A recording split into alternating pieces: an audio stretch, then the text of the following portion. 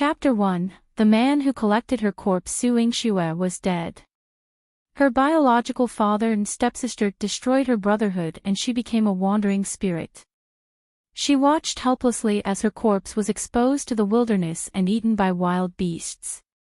Her face was unrecognizable. No one knew how many days and nights had passed. A man in a purple robe appeared. He glanced at the corpses on the ground. His arrogant tone carried a merciless ridicule. Su Yingxue, you are the daughter of the Marquis, yet you died so miserably. She floated in the air and watched as the man picked up her head and limbs one by one and pieced them together. Then, he carefully put on a wedding dress and a phoenix crown on her. His tone became much gentler, and there was a tinge of sourness. It looks so much better this way. Looks so much better. Su Yingxue shook her head. She felt that it was unbelievable. A wave of doubt was about to burst out of her chest as she clamored to ask him why he was doing this. Su Yingxue, from now on, you are my princess. The man's deep and hoarse voice was mixed with years of deep affection. Did he come here to marry her? Su Yingxue's heart trembled. How could that be? She had a terrible reputation and no one loved her. Why would anyone love her so deeply that they were willing to marry her corpse? I will bring you home. The man picked up her corpse. It was clearly broken and smelly, but he was careful and treated it like a treasure. Su Yingxue really wanted to shed a few tears for him. She tried her best to get closer, wanting to see the man's face clearly, but her vision was too blurry. She could not even see his eyebrows clearly. It hurt. Su Yingxue's muddled mind seemed to have been hit by someone, and it was so painful that tears flowed down her face. No. Wasn't she already dead? Where did the tears come from? Master, stop hitting. Miss did not do it intentionally. Accompanied by a hoarse voice, a familiar figure rushed over. Su Yingxue opened her eyes and saw the servant girl Jilan, who had died many years ago, blocking in front of her. She gave herself a tight slap. Did they reunite in the netherworld? Miss, are you all right? If you didn't push Miss Euro into the water, you should quickly explain it to Master so that you can stop suffering. Xilan's eyes were filled with worry. Even if she was hit a few times, she had to protect Su Yingxue. Pushing Su Euro into the water, getting beaten up, and Jilan. Su Yingxue's eyes widened. She was reborn. Unfilial daughter, you still refuse to admit your mistake. Su Dingheng roared and struck down with his rod again. I didn't do anything wrong. Su Yingxue suddenly stood up and held the rod that was about to swing down. Her heart was surging. She had really been reborn. 5 years ago, when Su Euro fell into the water on purpose, everyone thought that she was the one who pushed her. Her father, Su Dingheng, gave her a good beating. Her skin peeled, and her injury was serious. Jilan was also covered in injuries in order to protect her. Su Dingheng was biased and gave the 1,000-year-old ginseng that the emperor had rewarded to Su Euro to nourish her body. When her grandfather returned to court and found out about this, he was so angry that he spat out a large mouthful of blood. It was all because she was stupid. She had fallen for Su Euro's trick. Su Yingxue gritted her teeth. In her previous life, she had been coaxed by Su Euro until she was muddle-headed. She had only listened to her words and died miserably. She had even harmed everyone around her. She was filled with regret and unwillingness. Su Yingxue's eyes reddened for a while. When she raised her head to look at Su Dingheng, her gaze was as sharp as a knife. I didn't push Su Euro. She pulled me on purpose and fell on her own. Nonsense. Your sister is so gentle and kind. Why would she pull you? Su Yingxue, you're really vicious. It's fine if you bullied your sister in the past, but now that she's running a high fever, you still want to slander her. Su Dingheng was so agitated that he wanted to continue hitting Su Yingxue. Su Yuro came out with disheveled hair and blocked Su Yingxue's path. Her small face was pale. "Daddy, if you want to hit me, then hit me." "Sister didn't mean it. I didn't stand firm." "Yuro, you're still burning up, go back and lie down." Su Dingheng quickly threw away his rod and took a cloak to help Su Yuro put it on. Seeing her so pitiful, he felt as if his heart had been ravaged by someone. Su Yingxue looked at the hypocritical Su Yuro, and the corners of her mouth curled up slightly. She pulled her over and pushed her into the lake. "Yuro!" Su Dingheng exclaimed. He jumped into the water and saved her. Then, he turned around and rushed to Su Yingxue, raising his palm high up in the air. "You unfilial daughter, how could you be so vicious to harm your sister in front of me?" Su Yingxue dodged and did not let him touch her. Instead, she said expressionlessly, "Didn't she say that I pushed her? Since I've been wronged, why don't I make it real?" She had been practicing martial arts since she was young and had a strong personality. In the eyes of outsiders, she was always the strong and Su Yuro was the weak one. Every time Su Yuro was sick or something happened to her, it was all because of her doing. When Su Dingheng saw Su Yuro frowning, he started to scold and hit her. In the past, she felt inferior because her father suspected her background. In order to gain his trust and love, she fawned over Su Yuro and was framed and insulted many times. Now, she would make Su Yuro pay for all the things that she had slandered her for. When Jilan saw the heroic Su Yingxue who was no longer humble and begging, her heart was incomparably shocked. It was as if her miss had changed into another person. Chapter 2, Medicine King Valley. Sister, I know I was wrong. I won't dare to do it again. Please spare my life. It'll definitely serve you carefully in the future.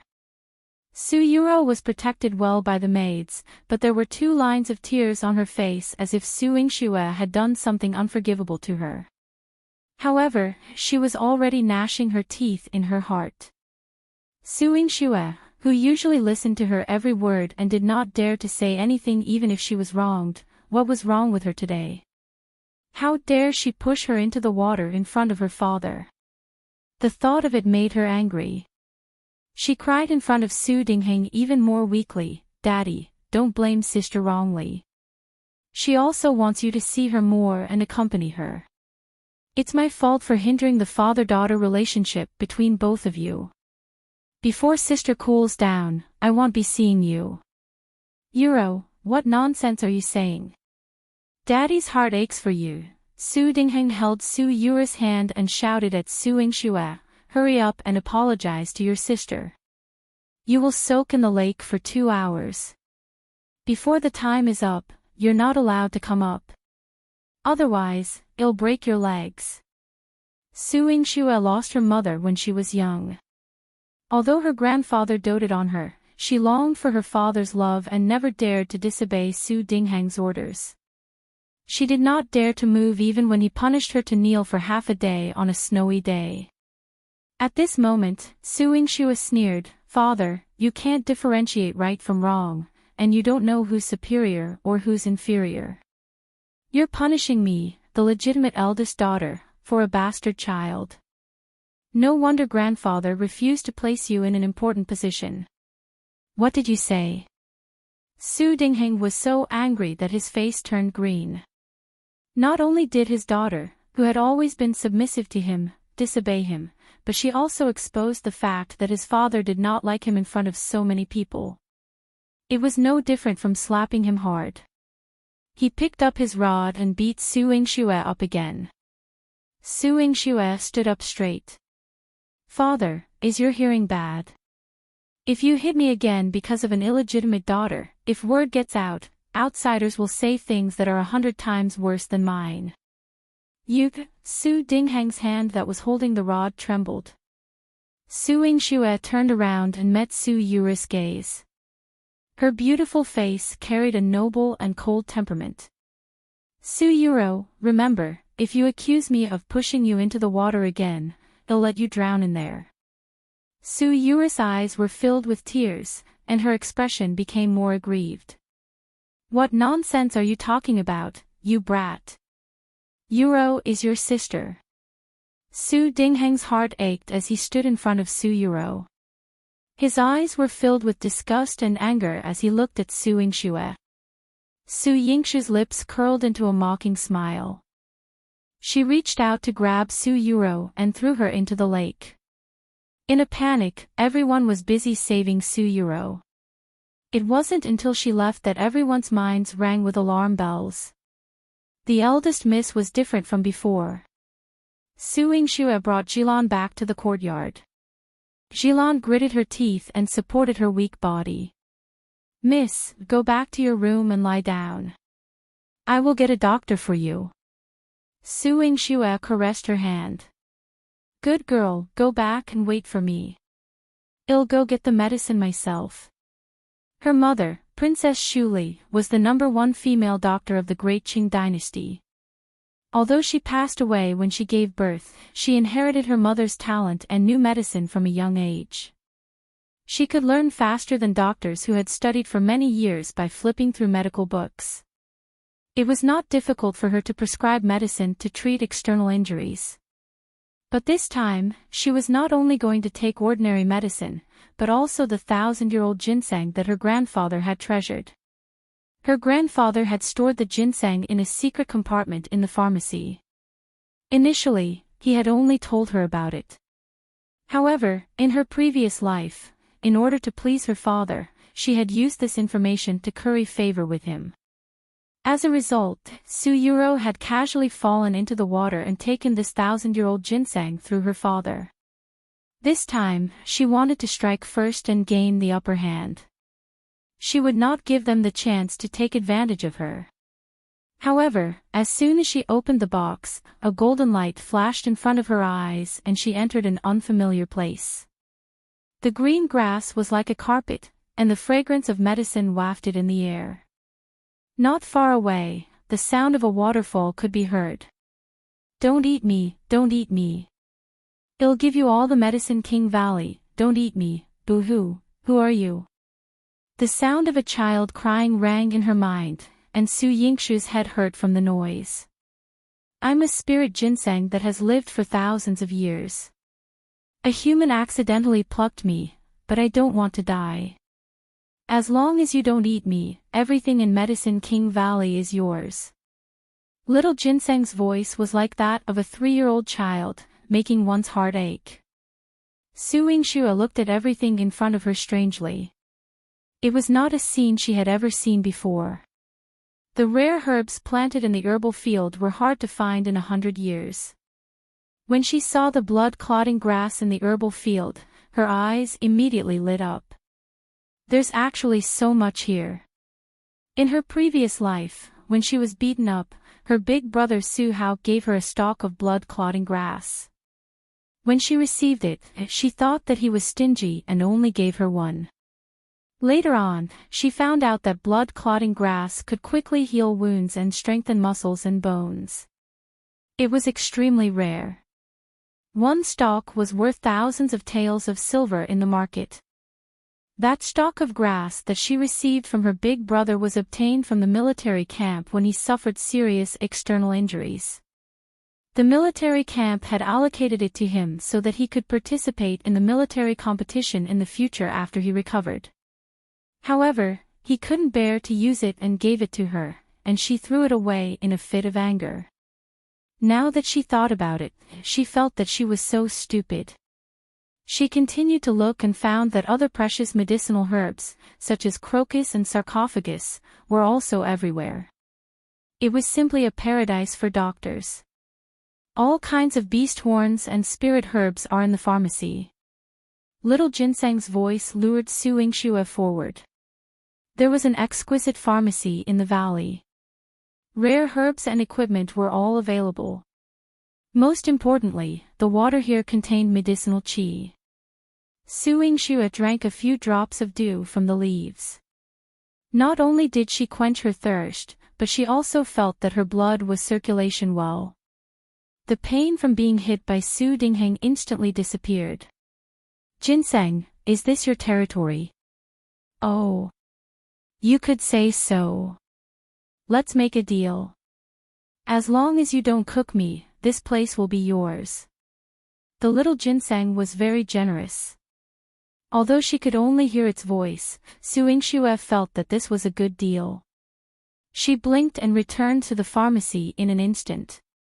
The box was empty, but the little ginseng's voice kept echoing in her mind. Don't worry, I can't run away once I'm in your body. If you need anything, call me anytime. I'm going to sleep first. Su Yingxue let out a long sigh of relief. She wondered why Su Yuro had become a godly doctor in her previous life after eating the ginseng. She was sought after by everyone and became more and more powerful. So that was how it was. In this life, she wanted to firmly grasp this opportunity in her own hands. She picked out a few stalks of blood-clotting grass from Medicine King Valley and made it into a blood-clotting cream. She applied it on her wound and it quickly took effect. She called Jilan over and applied it on her wound. Jilan felt that the wound on her body suddenly didn't hurt as much. Her eyes were filled with surprise. Miss, did you make this medicine yourself? Were the herbs very expensive? Don't use it on me. Save it and use it in the future. Her heart ached for the ointment. She wanted to scrape some off her body and put it back into the bottle. Chapter 3. A different miss. Although Su Yingxue was the first daughter of the Marquis family, she was usually very poor. Her clothes and accessories, as long as they were expensive enough to catch people's attention, were all taken away by Su Yuro. She, who had always relied on Su Yuro to be respected by her father, never cared. Moreover, Su Yuro often framed her and she would get beaten up by the old master. She didn't know if these medicines would be enough in the future. Xilan's words made Su Yingxue feel even more foolish. She gave the entire bottle of medicine to Jilan and said in a calm tone, "Keep this bottle for yourself. We won't run out of medicine in the future." Miss Yu, Jilan was excited and agitated. Su Yingxue's actions today were completely different from her past self. However, she was also worried about her falling into Su Yuro's trap if she came to deceive her again. Su Yingxue could tell that this girl was worried about her, but it was inconvenient for her to tell her too much. She asked her about an important matter: how's Big Brother's injury? Has there been any news from the courtyard? Xilan's delicate brows furrowed slightly. The eldest young master is wary of the old master and second Mississippi. The people in the courtyard have always been tight-lipped, but yesterday, when I saw Xu Yan, who followed the eldest young master, send the military doctor out, his expression was solemn. I think eldest young master's injuries are not light. Speaking of which, Su Hao's injury was also related to Su Yingxue. Originally, Su Hao's competition would be held in a while, and the position of General Xiao Wei would definitely belong to him. However, she was deceived by Su Yuro and gave Su Hao a bowl of soup that Su Yuro had prepared. Su Yuro said that it was ginseng tonic, but she didn't expect it to be poisoned. Su Hao was a cautious person. He would never eat anything that his father and Su Yuro gave him, but he was not guarded against his sister. However, it was this bowl of soup that she gave that almost took Su Hao's life. Su Yingxue's heart ached just thinking about it. Su Hao was her biological brother from the same mother and had doted on her since she was young. How could she be so stupid as to let Su Yuro harm him? Just for that pitiful and impossible fatherly love and sisterhood. It was ridiculous. Bang bang. There was a knock on the door, and Su Yingxue quickly restrained her expression. After Jilan opened the door, she found Xu Yan. She was about to say that Miss was concerned about the eldest young master's injuries when Xu Yan threw her a blade of grass and said coldly, "The eldest young master gave it to that idiot to treat her external injuries." This was Su Yingshu's place. Other than Jilan, there was only Su Yingxue. Jilan immediately frowned. "Who are you calling an idiot? Tell me who's the stupid one." "You." Jilan was so angry that her face turned red, but she didn't want to ruin the relationship between Su Yingxue and Su Hao, so she turned around and smiled. "Miss, quickly take a look at what this is." Eldest young master asked Xu Yan to send it over to treat your injuries. "It must be good medicinal herbs." Su Yingxue pinched the blood-clotting grass, and her eyes were filled with tears. In her previous life, because her big brother did not use the blood-clotting grass to heal his injuries, he was secretly harmed by Su Jinxian in the martial arts competition. He had several broken ribs and even lost his position as General Xiao Wei. He always gave her the best, but she always hurt him and let him down. Su Yingxue wiped the corners of her eyes and entered Medicine King Valley with her eyes closed. She picked a few stalks of blood-clotting grass and added some rare herbs to make 2 bottles of healing ointment, intending to send it to Su Hao. Su Hao's courtyard was close to his grandfather's. There was a gilded plaque with the words Ling Shao Garden inscribed by the emperor. A young and famous general should have been heroic, but because of her, he lay here recuperated. Su Yingxue had already felt guilty a million times in her heart. She took the medicine and entered the courtyard. The manservants guarding the courtyard looked as if they had seen a ghost. There were even people holding sticks to guard against her, afraid that she would harm Su Hao again. Su Yingxue ignored their actions and walked towards Su Hao's bedroom. Xu Yan had received the news and had already raised his sword at the entrance to block the path to Su Hao. When he saw Su Yingxue, Xu Yan's face turned cold and his eyes were filled with disgust. "Eldest young master is asleep. He's not here. Get lost." Su Yingxue lowered her head. Xu Yan was only so annoyed with her because he was loyal to her brother. Her tone was filled with guilt. "I'm just here to see my brother.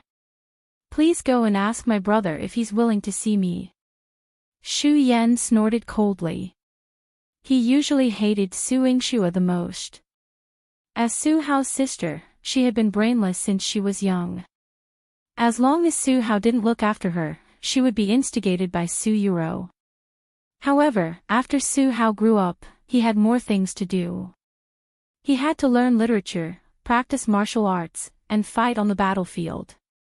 How could he look after her all the time?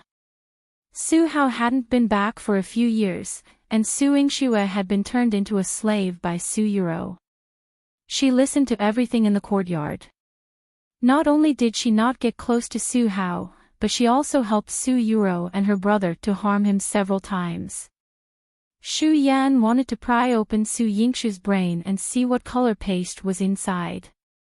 At this moment, even if Su Yingxue said that she was here to see Su Hao, Xu Yan did not believe it. He rolled his eyes. "Our eldest young master can't accept your kindness. Who knows what kind of poison you're bringing to him again?" Su Yingxue clenched her fists and said in a low voice, "I won't harm my brother.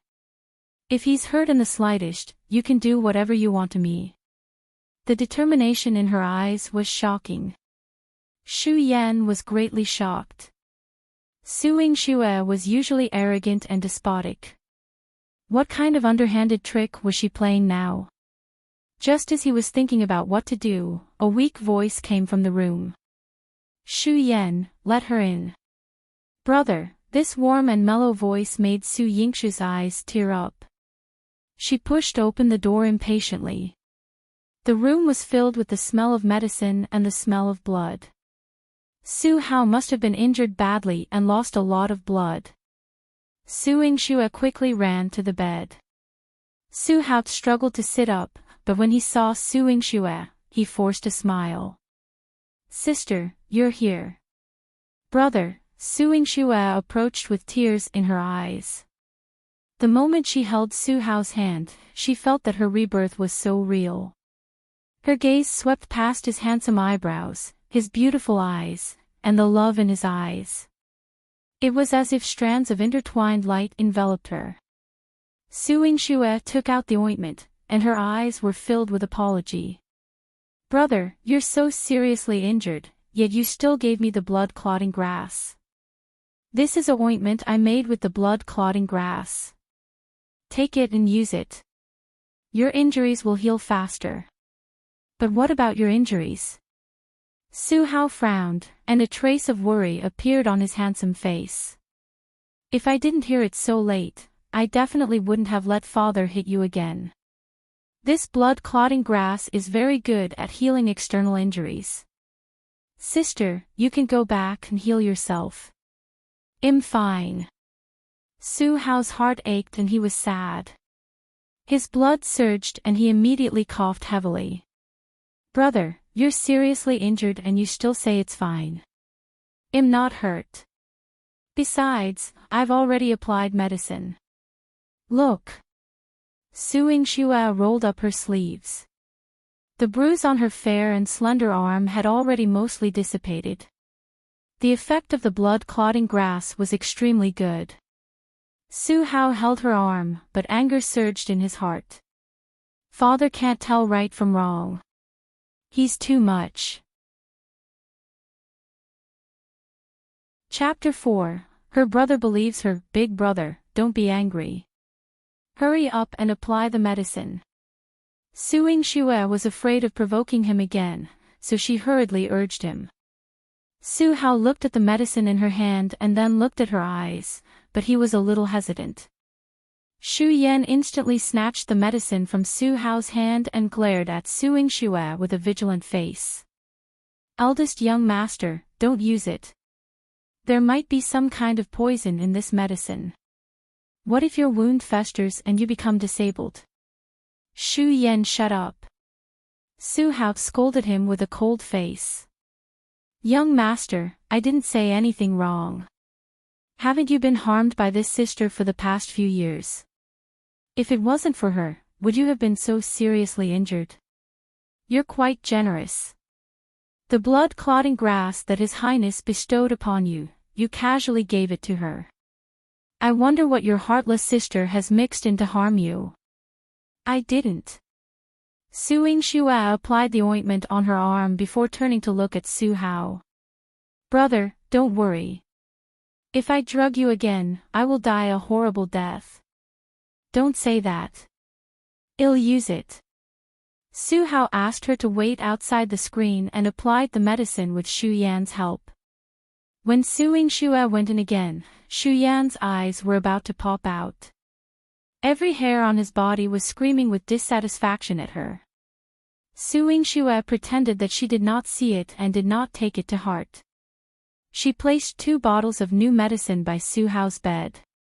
Brother, you're a young general, so you have to keep these medicines on hand. If there's not enough, send someone to let me know. I'll make sure that you recover well. Of course, I hope that you will never be injured. Her lively eyes overflowed with light, and Su Hao's heart was exceptionally warm. Most of the time, he was not deceived by Su Yingxue, nor was he unable to see through her intentions. But as long as he saw her happy, he was willing to do anything even if he had to break his bones and skin. He couldn't keep his sister safe all the time, so he just wanted to do his best to make her happy. Su Yingxue no longer disturbed Su Hao's recuperation. Seeing that he had applied the medicine and went back, Shu Yan kept rolling his eyes behind her. Pretending to be kind, but you're a jinx. Su Yingxue turned around to look at him. Her eyes were sharp like an unsheathed sword. Shu Yan instantly held his breath. However, it was only for a moment before Su Yingxue's eyes regained their calmness. She bowed slightly. In the past, I was rash and caused my brother to be injured. It's understandable that your attitude towards me was bad, but Su Yingxue, swear that I will protect my brother well from now on and not let him be hurt in the slightest. Shu Yan's eyes widened. What? Did he hear wrongly? Su Yingxue said that she wanted to protect the eldest young master?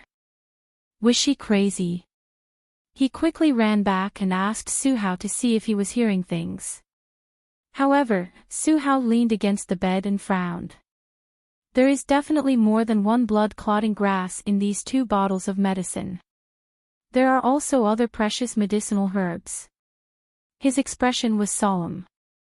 Although Su Yingxue had some medical talent, the money in her hands was usually taken away by Su Yuro or used to buy gifts to make her father happy. She could not buy too many blood-clotting herbs, much less afford these medicinal herbs. How did she get this medicine? Su Yingxue had just returned to her courtyard when Su Dingheng kidnapped Jilan and forced her to hand over the 1,000-year-old ginseng. Su Yingxue, I'm really disappointed in you. Yuro treated you so well, even though you caused her to have a high fever, she still pleaded for you. You actually went to the pharmacy and secretly took the 1,000-year-old ginseng away. Are you trying to kill her on purpose? Su Dingheng pointed at Su Yingxue and scolded her as if the person in front of him was not his biological daughter but his enemy.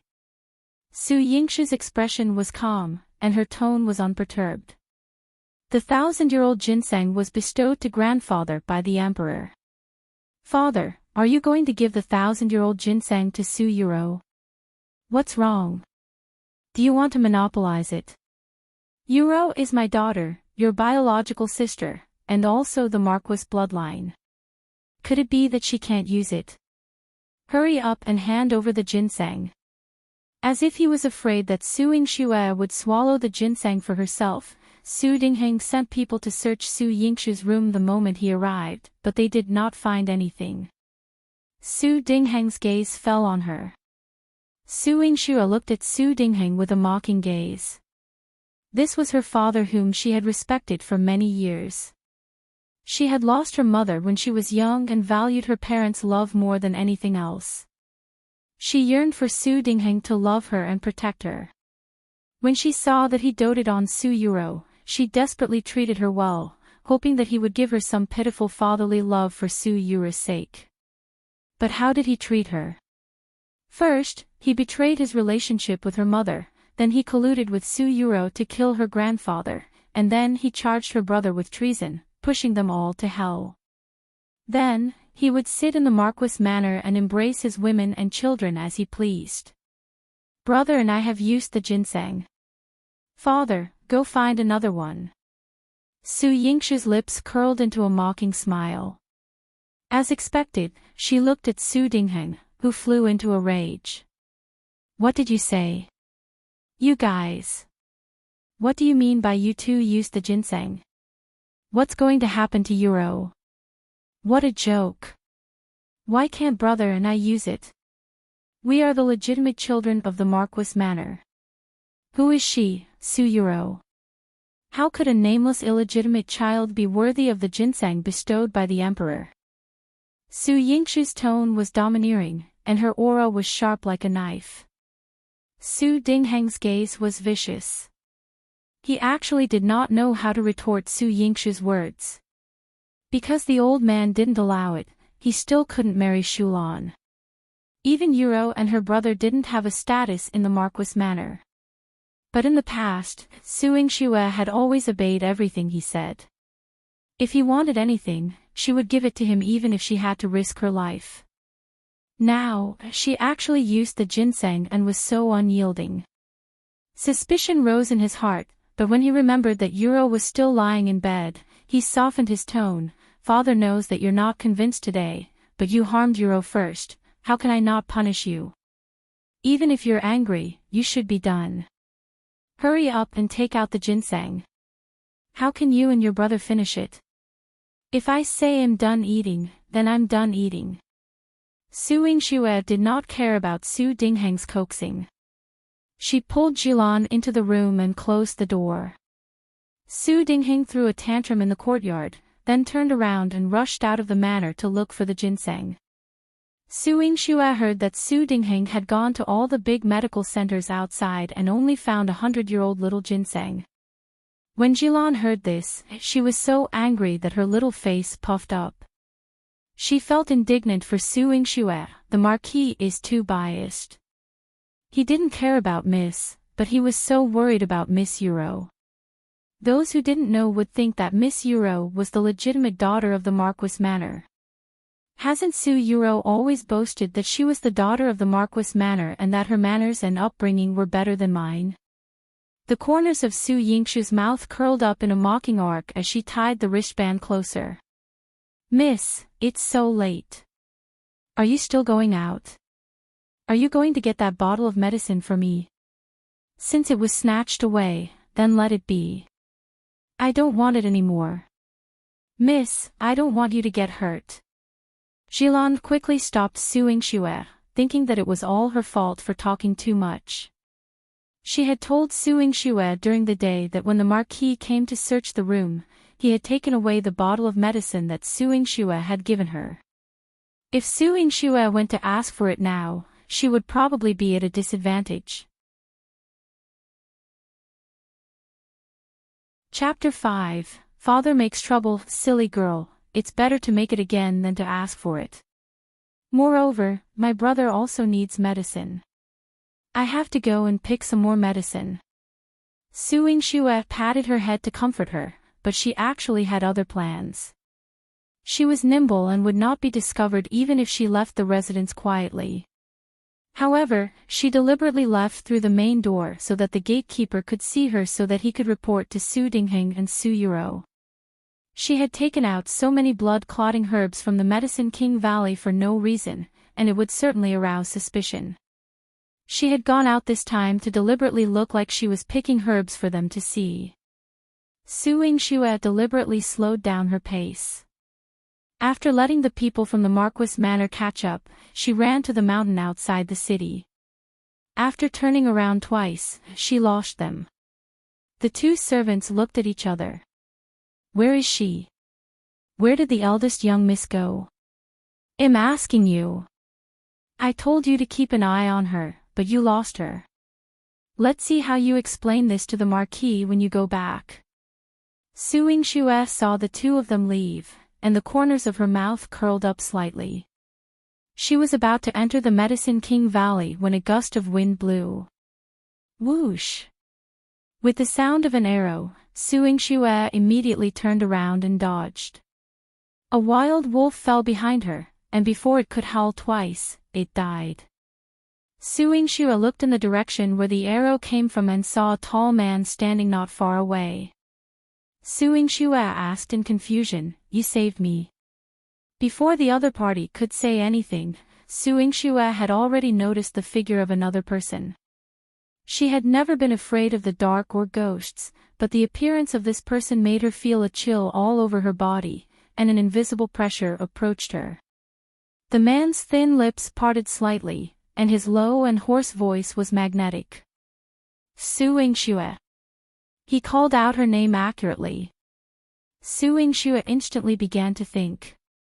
Which big shot had she offended? In the past, when she was manipulated by Su Euro, she had offended quite a number of reputable people. This also paved the way for her tragic death in her previous life. Su Yingxue sized him up with the help of the moonlight. Although she couldn't see his true appearance, his facial features were well-defined and exceptionally perfect. He must be a handsome man. In Jiangdu City, the most handsome man was the seventh prince, Chu Qingye. He knew her. Could it be? Seventh prince. The man's anger was instantly aroused. His cold and deep voice was filled with bloodthirsty anger. Say that again. I won't say any more. Su Yingxue shrunk her neck. This man was too terrifying. She didn't want to provoke the seventh prince anymore. She turned around and wanted to run. However, the man had already grasped her movements and caught up to her easily. He even hugged her, and Su Yingxue felt as if something had been taken away by him. When she ran to the light, the man who had lost his temper for no reason was gone. The jade pendant on her belt had also disappeared. A rapist. Su Yingxue gritted her teeth. She better not bump into this person in the future. Otherwise, she would skin him alive. The 9th Prince's mansion. If he hadn't seen it with his own eyes, Mochi would never have believed that His Royal Highness, who hadn't been close to a woman for 30 years, had personally stolen a latticed jade pendant. To put it nicely, it was smooth, but to put it bluntly. Master, there are thousands of jade pendants in the prince's mansion, but you don't even care to take a look at them. Why do you only care about Su Yingxue's jade pendant? Mochi really couldn't endure this doubt for the rest of the night. It was too shocking. Chu Qingye's purple robe fluttered even though there was no wind. His eyes were almost seductive as he held the jade pendant with his slender and well-defined hands. His voice was low and hoarse. Because it belongs to Su Yingxue. She took the initiative to provoke me. Mochi was speechless. Master, are you sure you didn't take the initiative to provoke her? Marshal South Marquis Manor. 2 servants came to report to Su Dingheng that they had lost Su Yingxue. Su Dingheng scolded angrily, 2 pieces of trash. You can't even keep an eye on her, what's the use of keeping you around? Father. On the bed, Su Yura's voice was weak, and her delicate face was pale and fragile. Sister might have gone to pick herbs for me. Daddy, don't blame her wrongly. When sister comes back, you should comfort her. Are you crazy?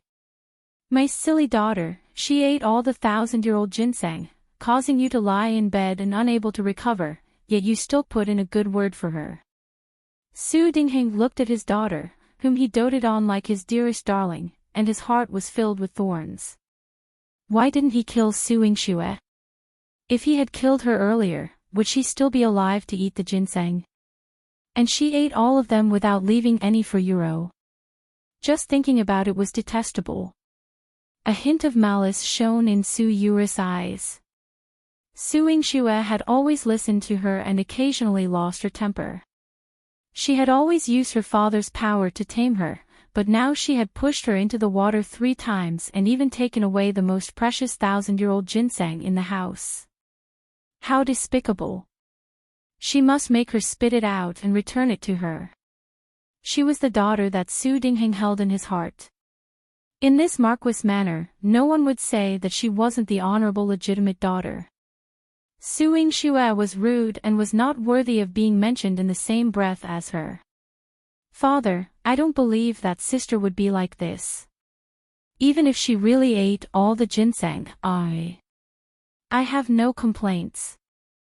2 drops of tears flowed out of Su Yura's long eyelashes, and her pinkish-white face became even more pitiful. The anger in Su Dingheng's heart grew even more intense. Now that the old master was fighting at the border, he had the power of the Marquis manor. If he couldn't even control Su Yingxue, then he would become a joke. When the old master returned, paid more attention to Su Yingxue, it would probably threaten the power in his hands. He definitely couldn't let such a thing happen. Su Yingxue returned to the residence with a body full of morning dew. She knew that Su Dingheng would not have anything good waiting for her, but she did not expect him to make such a big fuss. Everyone in the Marquis manor was standing outside the hall. Su Yuro dragged her sickly body along as well. However, her treatment was excellent. The chair was covered with a goose feather cushion, and she was draped in a pure white fox fur coat. Even the golden hairpin in her hair was inlaid with rubies. This kind of lineup made her seem like the mistress of this marquis manor. Su Dingheng was worried about her health and did not dare to speak too loudly. Why are you standing at the door? Unfilial daughter, get in here and kneel. Unfilial daughter. Su Yingxue curled her lips and stood straight in front of Su Dingheng with an indifferent expression. Father, what's the matter? Su Yingxue, as the first daughter of the Marquis manor, not only did you not love your sisters and unite the family, you even stole the ginseng and blood-clotting grass from the pharmacy. Su Dingheng clutched his chest. It really looked like he was having a heart attack. He casually threw a booklet and half a bottle of medicine in front of Su Yingxue. Everyone in the Marquis Manor knows that there are many medicinal herbs in the Marquis Manor's pharmacy that are military supplies. Anyone who takes them must register them in the books. If you use them as you wish, it's no different from stealing. Where do you place the Marquis Manor and the soldiers who are loyal to the Marquis Manor? Su Dingheng publicly reprimanded her. The people who despised Su Yingxue in the Marquis Mansion hated her even more. She's the eldest young miss, yet she stole her own family's herbs. Marquis, you must punish her severely this time. That's right. Look at Miss Euro, this is the demeanor of a legitimate daughter. Chapter 6. She has grown up. When Su Euro heard this discussion, the corners of her lips curled up in satisfaction. This was exactly what she wanted. Su Yingxue was not worthy of being the first daughter. Su Yingxue picked up the medicine bottle and looked at the booklet. She then glanced at Jilan, who was tied to the side, and knew that Su Dingheng was using the medicine to make things difficult for her. She sneered disdainfully. Father, do you know what stealing is? She was proud and unyielding, and Su Dingheng was furious. You took the herbs without permission and didn't record them. It's theft. Moreover, you stole ginseng and blood-clotting grass. They are very precious. Firstly, I didn't steal the blood-clotting grass. Secondly, the ginseng didn't come from the Marquis Manor's pharmacy. It was given to me by my grandfather. It's not recorded in this booklet at all. It's only stored in the pharmacy. On what grounds did you reprimand me when I took my own things? Su Yingxue took out a few stalks of blood-clotting grass from her bosom. Father, you found the medicine Jilan used. There is indeed blood-clotting grass inside, but I personally went up the mountain to pick it. Blood-clotting grass grows at the edge of the cliff and is very difficult to pick, so it is precious. I risked my life to pick the medicine, but you mistake it as theft. I refuse to accept this. Her resounding and forceful words of dissatisfaction were like an alarm bell ringing in everyone's hearts. Su Dingheng's forehead gradually broke out in cold sweat. Ling Shao Garden. Su Hao used Su Yingxue's medicine and recovered a lot in a day. He tried to get out of bed and walk around. There was no one in the courtyard except for Xu Yan, who came over with medicine. When he saw that Su Hao could walk again, he was pleasantly surprised. Young master, you recovered so quickly. Su Hao was also very gratified. My sister's medicine is excellent. I want to see her today. Su Hao had doubts in his heart all along. He was worried that Su Yingxue's medicine was not easy to obtain. If she caused trouble, he could help her deal with it earlier if he knew it earlier. Xu Yan stopped him and avoided his gaze. Young master, you should rest more. Don't get involved in that mess. What do you mean? What happened to my sister? Su Hao pressed hard on Xu Yan's arm, looking nervous. Where is she? In the hall. The old master is teaching her a lesson. She stole the medicinal ingredients in the pharmacy. Xu Yan sighed in his heart. He only thought that Su Yingxue was stupid. So what if she gave Su Hao medicine? She still caused trouble again. I'll go see her. Su Hao rushed out with his sickly body. Xu Yan quickly caught up with him. Young master, slow down. Your internal and external injuries haven't recovered yet. Don't bother about her. It couldn't be helped that she's stupid. Hey, young master. Su Hao was extremely nervous. He thought that Su Yingxue would be punished by Su Dingheng again, either beaten or scolded. However, when he arrived, Su Yingxue's slender figure was standing upright in the hall. Her voice was clear enough for everyone present to hear her clearly. The Marquis Manor is indeed strict. I am the Marquis Manor's first daughter, so I have to set an example for the manor. That's why I never use precious herbs in the pharmacy. Even if I was beaten and scolded by father until I was covered in injuries, I would still risk my life to pick herbs to treat my injuries. However, father, as the Marquis of Marshall South, you are the head of the family without grandfather. You actually wanted to give the 1,000-year-old ginseng to your mistress' children, and the blood-clotting grass was stolen because of your lack of security. The scar on Su Yingshu's snow-white arm was especially obvious, and every word she said was flawless. Su Dingheng's face turned ashen, and the knuckles of his clenched fists turned white. It was as if he had been slapped in public, and he could only act tough. What's wrong with me feeling sorry for Yuro? She's your biological sister. You're the eldest sister, yet you're so stingy with your younger sister. Su Yingxue did not refute immediately, giving Su Dingheng a chance to catch his breath. He thought that this reason would be able to pressure Su Yingxue a little. However, Su Yingxue raised her eyebrows and sneered. Her eyes were emitting a cold killing intent. Father, it's not wrong for you to feel sorry for your children, but you forgot that your legitimate children are only me and my brother. As for your other children, they don't even deserve a title. So, how can she be my sister, and why should I give her the ginseng? Su Yingshu's words were like a sharp blade that stabbed into Su Yuris' body, turning her into a bloody mess. This was where she hurt the most. She had been tormented by the birth of a concubine since she was young. She had endured it for many years. She had learned the 4 arts, music, calligraphy, and etiquette. She was better than Su Yingxue in every aspect. However, she was still inferior to Su Yingshu's identity as the daughter of the first wife. In order not to embarrass Su Dingheng, she immediately took off her fox fur coat and golden hairpin. She wore a plain white dress and slowly bowed in front of Su Yingxue. Her voice was soft and weak. Sister is right, am indeed not worthy. It is my fault for sister and father to make a big fuss over a daughter of a concubine like me. After she finished speaking, she got up and slammed into the pillar. Fortunately, there were servant maids to stop her. She only had a small scratch on her forehead. However, Su Dingheng's heart ached terribly. He supported her and scolded Su Yingxue angrily, "Look at what you've done. You dare to bully your sister in front of me. Hurry up and use the blood-clotting grass to treat her injuries."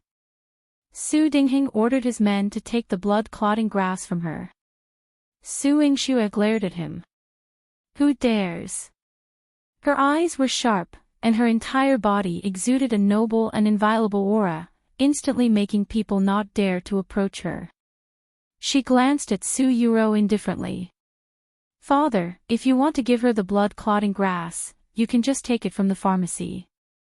However, according to the rules of our Marquis Manor, if you take precious herbs, you have to pay the same price. Moreover, you've said that since I didn't steal the blood-clotting grass, it means that you didn't manage it well. You must remember to make up for the stolen blood-clotting grass. Otherwise, if grandfather finds out about this, he will definitely blame you for not managing the family properly and could not even look after a few stalks of blood-clotting grass. When Su Dingheng heard this, he almost vomited blood. The price of the blood-clotting grass outside was at least 3,000 taels of silver for 1 stalk. Previously, the one he had taken to frame Su Yingxue was already given to Su Yuro and her brother. Now, to make up for it and continue giving it to Su Yuro, he would have to spend more than 10,000 taels of silver. This wretched girl was deliberately making him spend money in vain. Wait! Don't you have some with you? Can't you give it to your sister? Su Dingheng called out to Su Yingxue in pain. Su Yingxue had just pulled the injured Jilan. Without her, Jilan became the target of bullying. She handed the blood-clotting grass to Jilan and said coldly, "The blood-clotting grass I picked is very useful, so I can't give much." Sister, I only want one. If you can give some to me, I will be extremely grateful. Suyuro wiped her tears. She naturally felt sorry for her father's money. Her father's money belonged to her, her mother, and her younger brother. It was their loss to waste money. Moreover, Suingshue had picked so many of them, so how could she not be envious of these good medicinal herbs? Suingshue sighed. The ones that I picked are not even enough for Jilan. How could I have extra for you? After saying that, she left with Jilan. In the courtyard, everyone in the Marquis Manor who had been summoned by Su Dingheng heard the meaning behind Su Yingshu's words. In her eyes, Suyuro, the second young miss, was not even as good as her servant girl. Suyuro's blood was stuck in her throat, and she almost suffocated to death. Young master. Shu Yan called out, aren't you going to stand up for Suingshue? Why was he standing there? Chapter 7. The vicious Suyuro Su Hao came back to his senses, and his eyes dimmed. She doesn't need it anymore. He originally wanted to go to her courtyard to see her, but she said that she needed to treat her injuries with the servant girl. It was probably inconvenient for him to go over now, so he returned to his own courtyard. However, Shu Yan felt that it was a pity. Young master, you risk your injuries to protect her, but Suingshue doesn't even care about you. She really doesn't know what's good for her. Suingshue had never been likable since she was young. If it wasn't for his young master protecting and spoiling her, her life would have been miserable. Shu Yan. Su Hao's voice was cold and carried the might of a soldier. Shu Yan immediately stood up straight in front of him. Young master, what can I do for you? She is my younger sister, the noble eldest young miss of the Marquis Manor. You shouldn't call her by her full name. Su Hao reprimanded in a deep voice. Shu Yan was stunned. He was doing this for his young master. Go and receive your punishment. 30 strokes of the rod. Yes. Shu Yan disliked Suingshue, but he never disobeyed any of Su Hao's orders. Su Hao walked back to the courtyard alone. His injuries were not light, and he did not walk fast. However, this dark sky made him feel ashamed. If he had more time to accompany his younger sister and could appear in time whenever she needed it, she would not have been bullied to the point of being weak and temperamental. She would not have been like now, forcing herself to be strong to deal with everything in the Marquis Manor.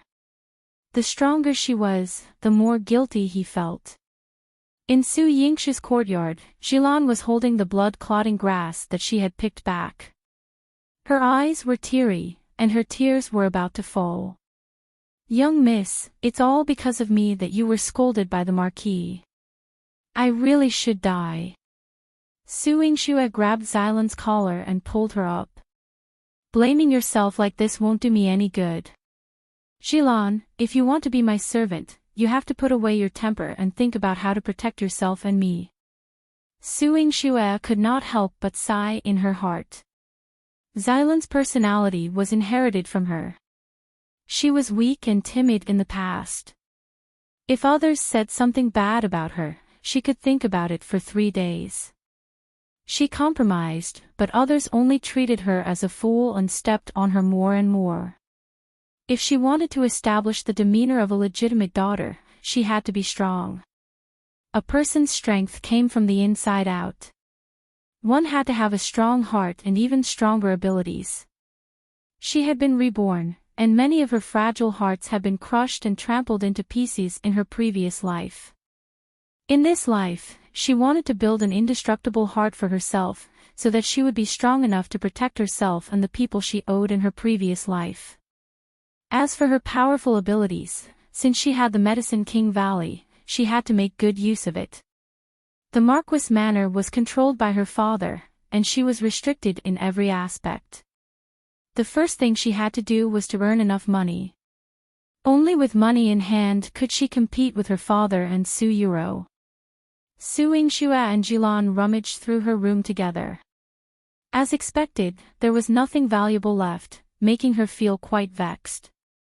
Jilan quietly sized up Su Yingxue and asked carefully, "Miss, if you have money, you won't use it to please the Marquis and Miss Euro, right?" The things that happened in the past 2 days made Jilan very gratified. Su Yingxue had changed too much. However, she was still worried that Su Yingxue would be deceived by Su Euro in just a moment. Su Yingxue reached out and flicked her forehead. "What did I teach you just now? I don't even have any silver to use now, so how can I give it to others? What if you have it? Then I will only think about how to earn more silver." Jilan puffed up her face and ran to find a wooden box before running back. Su Yingxue took out a contract from the box. "Mother left this medical center for me." Jilan nodded with red eyes. "This is the last shop that Madam left behind. Madam instructed that you can't take it out unless your life is in danger." A trace of surprise flashed across Su Yingxue's eyes. In her previous life, she and Jilan had died unexpectedly. So she still had an inheritance. Sunset Court. In order to treat the injury on Su Yura's head, Su Dingheng had no choice but to take out the blood-clotting grass from the pharmacy. However, Su Yingxue pointed out in public that he had to pay back money to the pharmacy.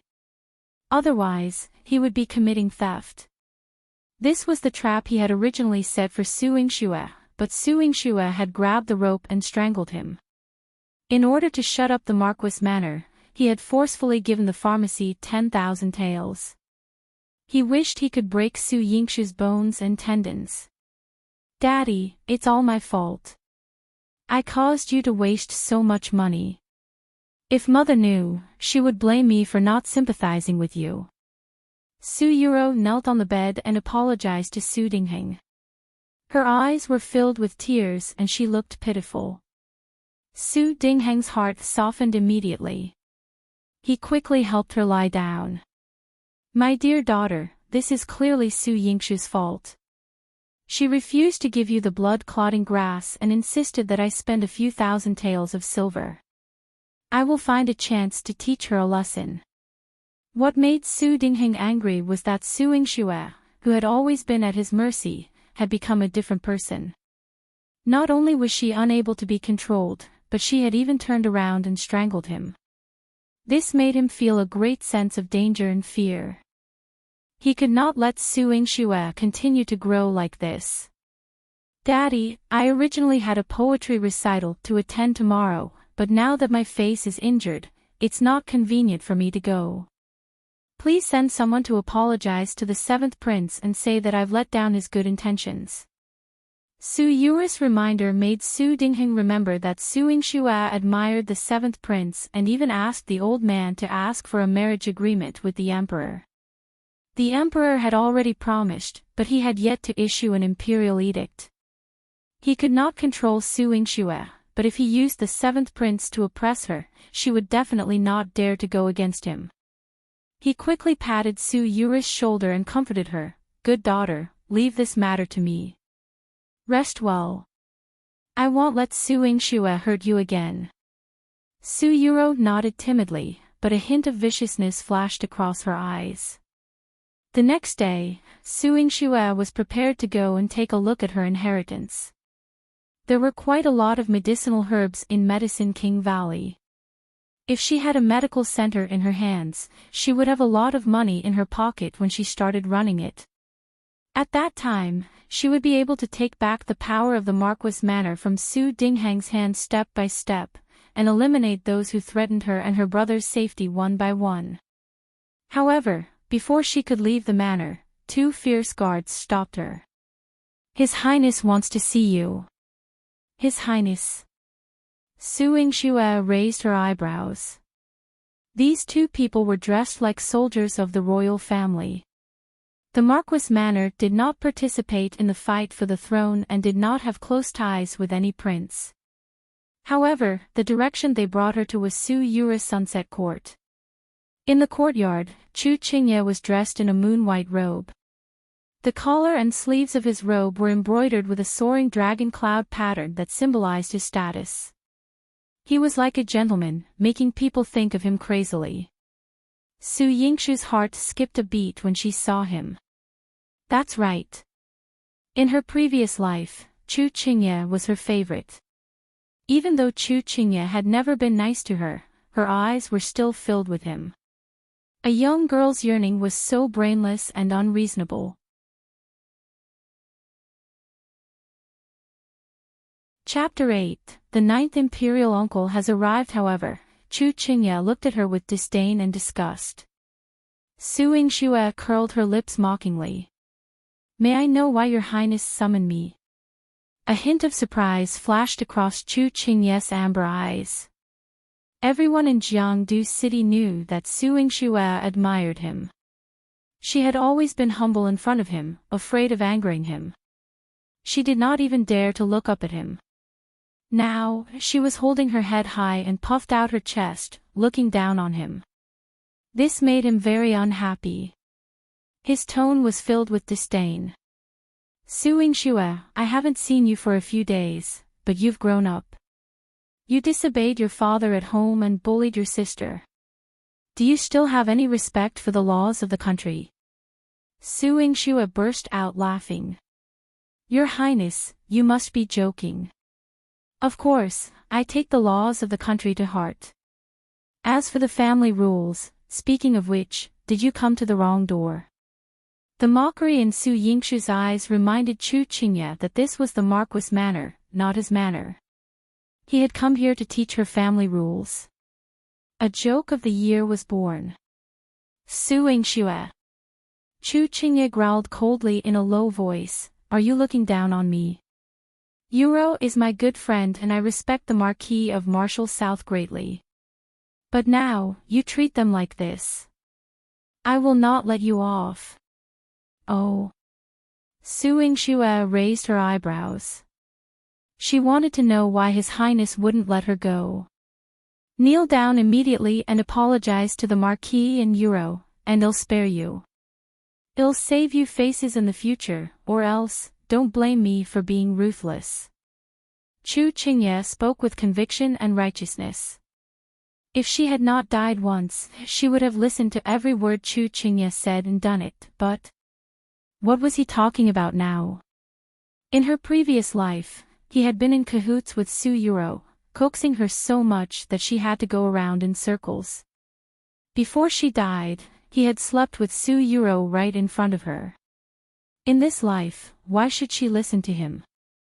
I won't do what your Highness has said. Furthermore, I still have matters to attend to, so I won't accompany your Highness. Su Yingshu's face was cold. It was a waste of time to stay in front of Chu Qingye any longer. Her time after her rebirth was very precious. There was no need to waste it on trash. Su Yingxue, stop right there. Chu Qingye was furious. He was used to being pursued by Su Yingxue, but he had never been treated coldly by her. He threatened her, if you don't apologize to Yuro today, don't even think about leaving this place. His guards stood in front of Su Yingxue, one on the left and one on the back. Su Yingshu's lips curled up coldly. Did he have her father's permission and still wanted to teach her a lesson in her house?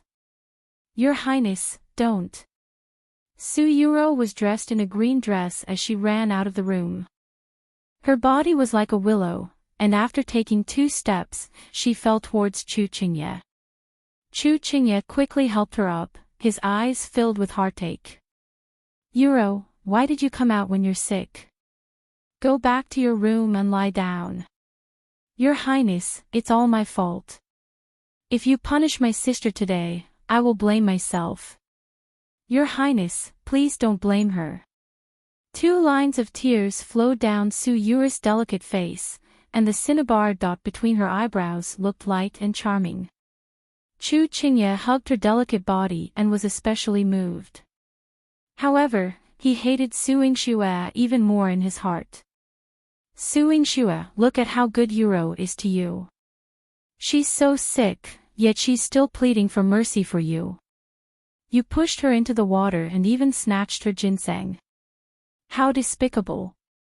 Quickly apologize to Yuro. As Chu Qingye spoke, he was about to order the two guards to attack Su Yingxue. Su Yingshue's expression was cold, and her eyes were filled with indifference. Attack! Make her kneel in front of Yuro and apologize to her. Chu Qingye ordered his subordinates angrily. The two guards immediately attacked Su Yingxue. Su Yingxue did not have much strength, but when she was grabbed and resisted, her arm exploded with shocking strength, throwing one person 10 meters away. She punched the other person in the chest, causing him to vomit blood. Chu Qingye and Su Yuro were stunned. Su Yingxue was also puzzled.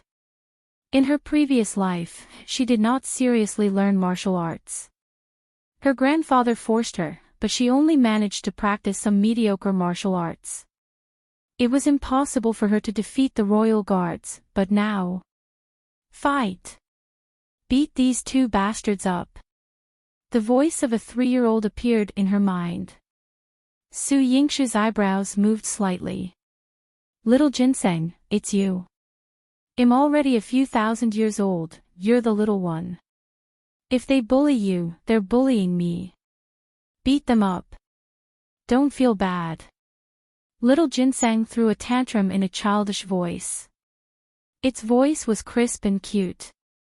Su Yingxue smiled. All right. The little Ginseng was giving her face, she definitely couldn't disappoint it. After the two guards got up, they attacked her again. She swept her leg and put the two of them down. She gave them a few punches and kicks respectively. The entire Sunset Court was filled with their screams. Su Yingxue, how dare you?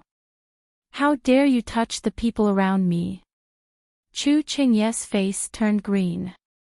He had never been so embarrassed before. He shouted at the fallen guard, useless. You couldn't even handle her. Your Highness, please spare me. The two guards laid on the ground and cried. Su Yingxue was too terrifying. She was even stronger than the two of them. Sister, you must not hurt His Highness. Otherwise, if the Emperor blames us, our Marquis Manor will suffer. Su Yuro leaned weakly against Chu Qingye, her heart clenched in anger. She had provoked her on purpose. If she dared to touch Chu Qingye, she would be punished by the Emperor. She's not the one who's going to suffer. A cold and deep voice drifted in. Before they even saw the person, this voice was like a mountain pressing on their hearts. Chu Qingye held his breath as he looked at the person who had just arrived. Ninth Imperial Uncle. Why are you here? What kind of wind blew in the Marquis Manor to blow this big Buddha over? Su Yuris' entire body trembled. She couldn't believe that she had actually met the most respected ninth prince of the great Qing dynasty. Chui Han was dressed in a purple-gold python robe, and his entire body was emitting a cold aura. The sun was clearly shining brightly, but the moment he entered, the courtyard seemed to have entered a winter chill. Su Yingxue frowned in confusion. What was this person doing here? Rumor had it that the ninth imperial uncle, Chui Han, was a man of great power. He was cold and bloodthirsty, and unpredictable. Everyone in the court was afraid of him as if he was the king of hell. Chu Qingye had also become a quail in front of him. And he... Su Yingshu's eyes widened. Wasn't that shining jade pendant hanging from this person's waist hers? Fuck. The man from that night was him. Su Yingxue gritted her teeth. Chui Han ignored Su Yingshu's gaze as she stared at him. He walked in front of Chu Qingye and smiled. Who gave you the guts to behave atrociously in old General Su's residence? Chu Qingye immediately lowered his head, feeling indignant. Imperial uncle, I didn't behave atrociously. It's Su Yingxue who has gone too far. She bullied Yuro and even disobeyed her father. She's really detestable. Is that so? Chu Yihan's tone rose. There was a smile on his lips, but his body was emitting a bone-chilling chill. Chu Qingye's heart was beating faster under the pressure of his aura, and he felt as if his entire body had been frozen.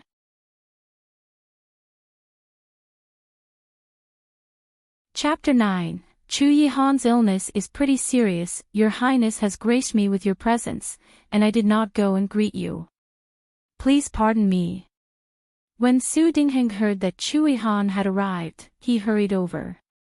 No one knew of Chu Yihan's temperament. Even the emperor was afraid of him. No one in the entire great Qing dynasty would provoke him. He did not know why he had come to the Marquis Manor today. Su Dingheng did not even think and wanted to pin this matter on Su Yingxue. Unfilial daughter, you must have made His Highness unhappy. Hurry up and kneel down and apologize to His Highness. Su Yingxue's gaze turned colder. I didn't provoke His Highness. There's no need to apologize. The 9th Prince Chu Yihan stole her jade pendant. He even dared to wear it in front of her. How detestable. Don't provoke him. He has a lot of the aura of my ginseng descendants. The little ginseng wailed. Chu Yihan's entire body smelled of ginseng, and the spiritual energy in his body was so abundant that it made people jealous. If he had not taken the jade pendant, Su Yingxue would not have wanted to provoke him at all. If you hadn't angered the 9th prince, why would the 9th prince come to the Marquis Manor? Kneel down and apologize. Su Dingheng's face was livid. He had made up his mind to push Chu Yihan's blame onto Su Yingxue. Su Yuro was secretly delighted. Su Yingxue did not care about Chu Qingye's attitude today, but if she offended Chu Yihan, she would definitely die a horrible death. Chu Qingye didn't know why Chu Yihan had come, but he didn't want to offend this imperial uncle. I was rude just now, but if imperial uncle is offended by Su Yingxue, I will definitely teach Su Yingxue a lesson for you. After saying that, he glanced at Su Yingxue disdainfully. Su Yingxue secretly raised her eyebrows. This group of people really wanted to frame her. But what was this 9th imperial uncle's reaction? Under the sunlight, the man's slender figure was plated with a layer of golden light, as if a god had descended into the world. His disdainful gaze carried an innate nobility, and his voice was cold and deep. I was entrusted by old General Su to visit his granddaughter today. Behind him, Mo Chi was holding a pile of tonics. The packaging of the rosewood box revealed how expensive the items inside were. Su Dingheng heaved a sigh of relief. Fortunately, he was not here to cause trouble. However, his father only cared about Su Yingxue. Could it be that Chu Yihan was here to see her? Su Dingheng's heart trembled. Your Highness, are you going to give these things to my eldest daughter, Yingxue? Su Yure's heart also tensed up. Why was the good thing given to Su Yingxue again? Chu Yihan replied lazily, no. Su Yingxue was speechless. Her mind was filled with question marks. How could Grandpa ask him to take care of Su Yuro? Could it be that he was also a subordinate of Su Yuro? Was he this tasteless? Su Yingxue looked at Chu Yihan coldly. However, Su Yuro was exceptionally happy. She thought to herself, that old fart has finally taken her seriously for once.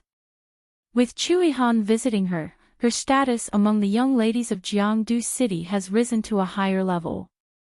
She quickly bowed to thank Chu Yihan. Your Highness, I'm extremely grateful for your hospitality. Thank you. She hurriedly called for Yuan Ruo, the servant girl behind her, quickly receive His Highness things carefully. Yuan Ruo walked towards Mo Chi, but before he could get close, Chu Yihan's cold voice rang out, when did I say that it was for you? His voice was so intimidating that Su Yure's body trembled involuntarily, and her mind was filled with confusion. Her father only had 2 daughters, Su Yingxue and her. If it wasn't for Su Yingxue, then why wasn't it for her? Chu Qingye saw the weakness in Su Yura's eyes and felt pity for her.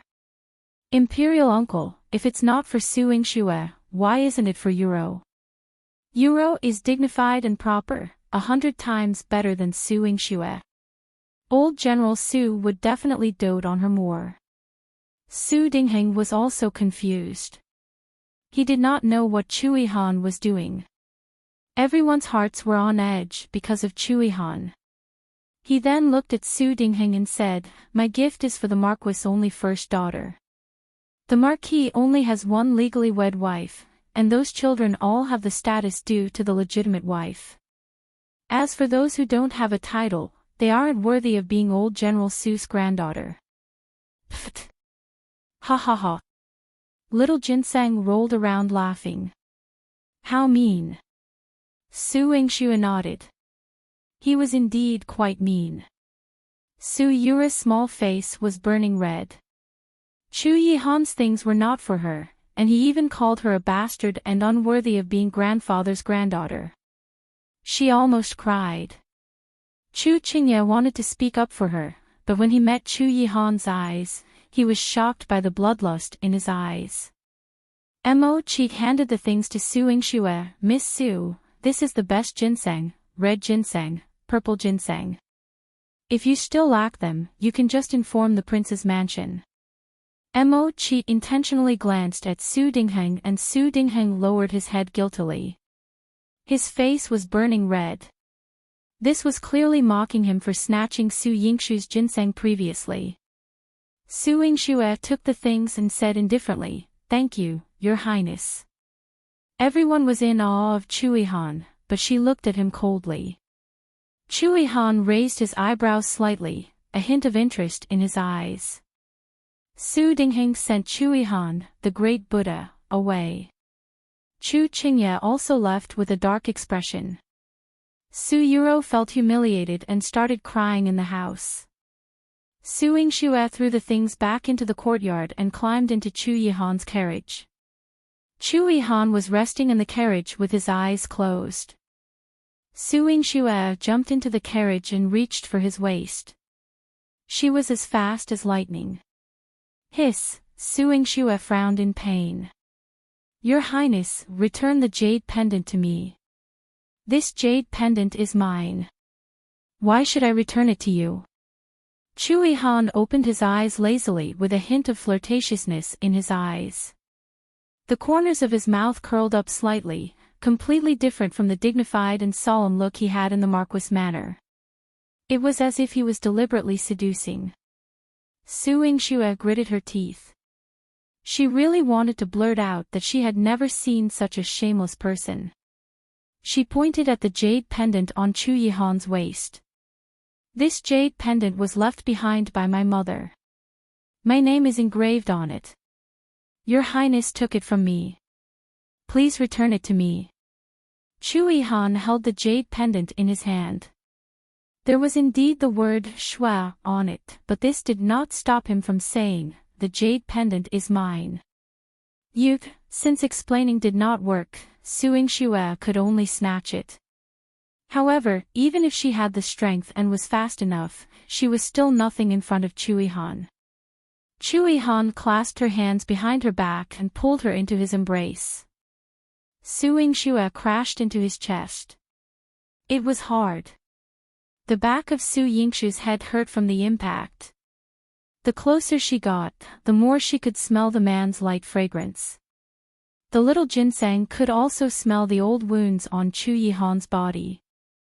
Su Yingxue sneered. "Your Highness, old injuries are serious. You need to make a medicinal soup with cork tree bark, amber, and pangolin." Chu Yihan raised his eyebrows slightly. "You know medicine." Su Yingxue's eyes were filled with disdain. "Your Highness doesn't believe me." "I believe you." Chu Yihan's smile revealed a hint of evil. Su Yingxue's heart suddenly skipped a beat. She jumped out of the carriage with a cold expression. "You're sick." If he dared to believe anything she said, then she could not be blamed for being unkind.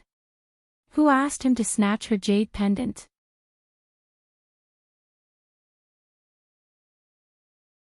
Chapter 10. Tongchang Medical Center. Suing Xue could not figure out Chu Yihan's intentions for taking her jade pendant, so she could only give up. If a girl's jade pendant fell into the hands of a male stranger, her reputation would be ruined if she was not careful. However, that person was Chu Yihan, the man that all the women in the Great Qing dynasty wanted to marry. Suing Xue was not afraid that he would ruin her innocence. She treated it as a time bomb that she could solve in the future. Now, she had to rush to the medical center to investigate. The medical center was located at the end of Rongjing Street. A bronze plaque read Tongchang Medical Center. The door was old and simple. There were two old doctors in the inner hall, and a young clerk was yawning on the table in front of the medicine cabinet. Suing Xue walked in and saw that this place was really dilapidated. It was different from the shop that her mother had left for her, and she thought that this medical center did not have much income. She coughed lightly. The two old doctors looked up at her. One of them said, "You're not sick. There's no need to see a doctor. I'm indeed not here to see a doctor. May I know who's the boss?" Suing Xue said calmly. The young man on the medicine cabinet counter replied lazily, "The boss isn't here." Suing Xue showed the contract to the clerk and asked him, "When will the boss be back?" The clerk immediately restrained his lazy aura and brought Suing Xue to the back hall. Suing Xue dusted the simple and unadorned tea table and realized that the wood was old. She waited for the time it took to brew a cup of tea before a middle-aged man in a dark green robe entered. He cupped his hands respectfully at Suing Xue. "I didn't know that Miss had arrived. It's my fault for neglecting you." Suing Xue looked at him with her glass-like eyes, which were filled with doubt. The man quickly said, "My surname is Qi, and I've been managing the medical center. I'm the manager here. Manager Qi, I will take over the medical center for my mother. From now on, I will be the owner of this place." Suing Xue weighed the teacup lid. Her tone was calm, but it revealed a domineering aura. Manager Qi chuckled. "Miss, it's great that you're willing to take over the medical center, but our center's income is meager. I'm afraid it won't be able to satisfy your needs. I hope you won't be angry." Manager Qi had managed the medical center for many years and naturally knew that Suing Xue was the first daughter of the Marquis Manor. She came to the medical center probably because she wanted money, but they did not earn much, so he had to make this clear. Aside from making money, the medical center also needs to earn a reputation. It's not difficult to run it slowly, but I want all of you to run it according to my method. I'll bear all the profits and losses. Suing Xue was very domineering. "Miss, it's good that you're confident." Manager Qi smiled on the surface, but he did not believe Su Yingshu's words in his heart. Suing Xue was timid and cowardly. Her reputation as an idiot had spread throughout Jiangdu City. Did she even know medicine? How well could she manage the medical center? She might even lose the land and shop in the end. Suing Xue nodded and left. The clerk behind Manager Qi said disdainfully, "Isn't she that idiot eldest young miss? She even dared to take over the medical center. Tisk. Let her be. After all, the old master is gone, and there's nothing left in this medical center." Manager Qi sighed. 20 years ago, the Tongchang Medical Center opened all over the Great Qing dynasty, and it was very famous. Now that it had declined to this extent, no one had revived it. It was also the end of its days. Manager Qi. Su Yingshu's sudden return gave Manager Qi and the clerk a fright. Manager Qi remembered that Suing Xue did not ask them for money just now, so he hurriedly took out the remaining dozens of taels of silver on the counter. "Miss, this is all the silver in the shop.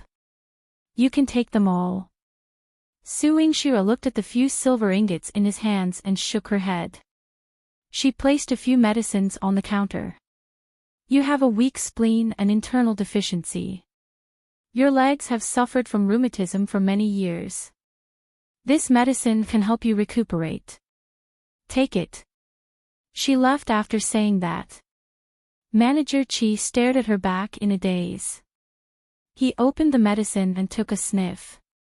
He turned around and asked the clerk in shock, "Did I hear wrong? She was right about my illness just now. You even prescribed me medicine." "No. But she didn't even take your pulse, so how did she know? Her medical skills are too godly." The clerk was also stunned. Manager Qi inexplicably recalled his old master. In Su Yingxu's mind, the little ginseng started to run around again. He despises you so much, yet you still treat him. Su Yingxue didn't think so. It's fine if it's someone else. Since I need him to take care of the medical center for me, I need to let him know my ability. Oh, humans are so troublesome. Why don't you just tell him that you know medicine and have such a large amount of medicinal herbs from the Medicine King Valley? Little Ginseng's crisp voice was filled with disdain. A person's talent will arouse the envy of others. Before one becomes strong, one shouldn't expose too much. Su Yingxu's state of mind became much calmer. She had learned too many lessons in her previous life, so she had to plan for the long term. As soon as she returned to the courtyard, she was still thinking about how to manage the medical center. There was a group of people standing in the courtyard. When they saw her, they all bowed respectfully and called out in unison, "Greetings, eldest young Mississippi." Su Yingxue frowned. Jilan ran out and whispered into her ear, "Miss, these are all sent by the Marquis. They said that they are adding servants to our courtyard." Su Yingxue looked around. There were 3 maids, 3 old women, and 4 manservants standing in the courtyard. They looked neat and tidy, but she was not familiar with any of their faces. They were all Su Dingheng's men. On the surface, her father had sent someone to let her use it, but in reality, it was to monitor her, right? Su Yingxue reprimanded coldly, "All of you, leave. I don't need it." She walked into the house, and the dozen or so people knelt down in the courtyard in unison. The young maidservant Yuan Xiang, who was the leader, said, "When the Marquis sent us here, he instructed that if young Miss refused to accept us, it would mean that you disliked us for not knowing how to serve you. Please punish us." Su Yingxue ignored them and let them kneel. Entering the house, Jilan bit her lip. "Miss, this is not the way to go on. What if news spreads and it ruins your reputation? Does my reputation need to be ruined?" Su Yingxue did not care at all. She only thought, however, it's not impossible for these people to stay. Let's see what tricks their master wants to play with me. After 2 hours, tell them to stand up, and I agree to let them stay. However, they must be loyal to their master and are not allowed to enter my bedroom. Jilan felt that this was a good idea, so she did as Su Yingxue said. She made this group of people kneel for 2 hours. 2 hours later, Yuan Xiang and the others were called up. Jilan gave them a simple lecture and let them go to their respective jobs. Their knees were swollen and painful, so they could only barely finish their work and return to bed. In Sunset Court, Su Yuro didn't receive any news. Yuan Ruo said, "Su Yingxue is really ruthless." She made them kneel for 2 hours before they went back to work.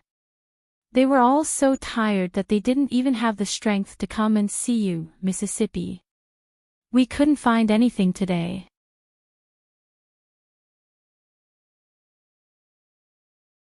Chapter 11. Su Yingxue's counterattack. Su Yuro drank the medicine for typhoid fever, and her fair little face twisted with viciousness. "Su Yingxue, she can't win against me. Tell Yuan Xiang that she must find the tonic that His Highness gave her. Su Yingxue is not worthy of such a good thing." Yuan Ruo agreed and immediately sent the message. Su Shue woke up early in the morning and heard the rustling in the courtyard.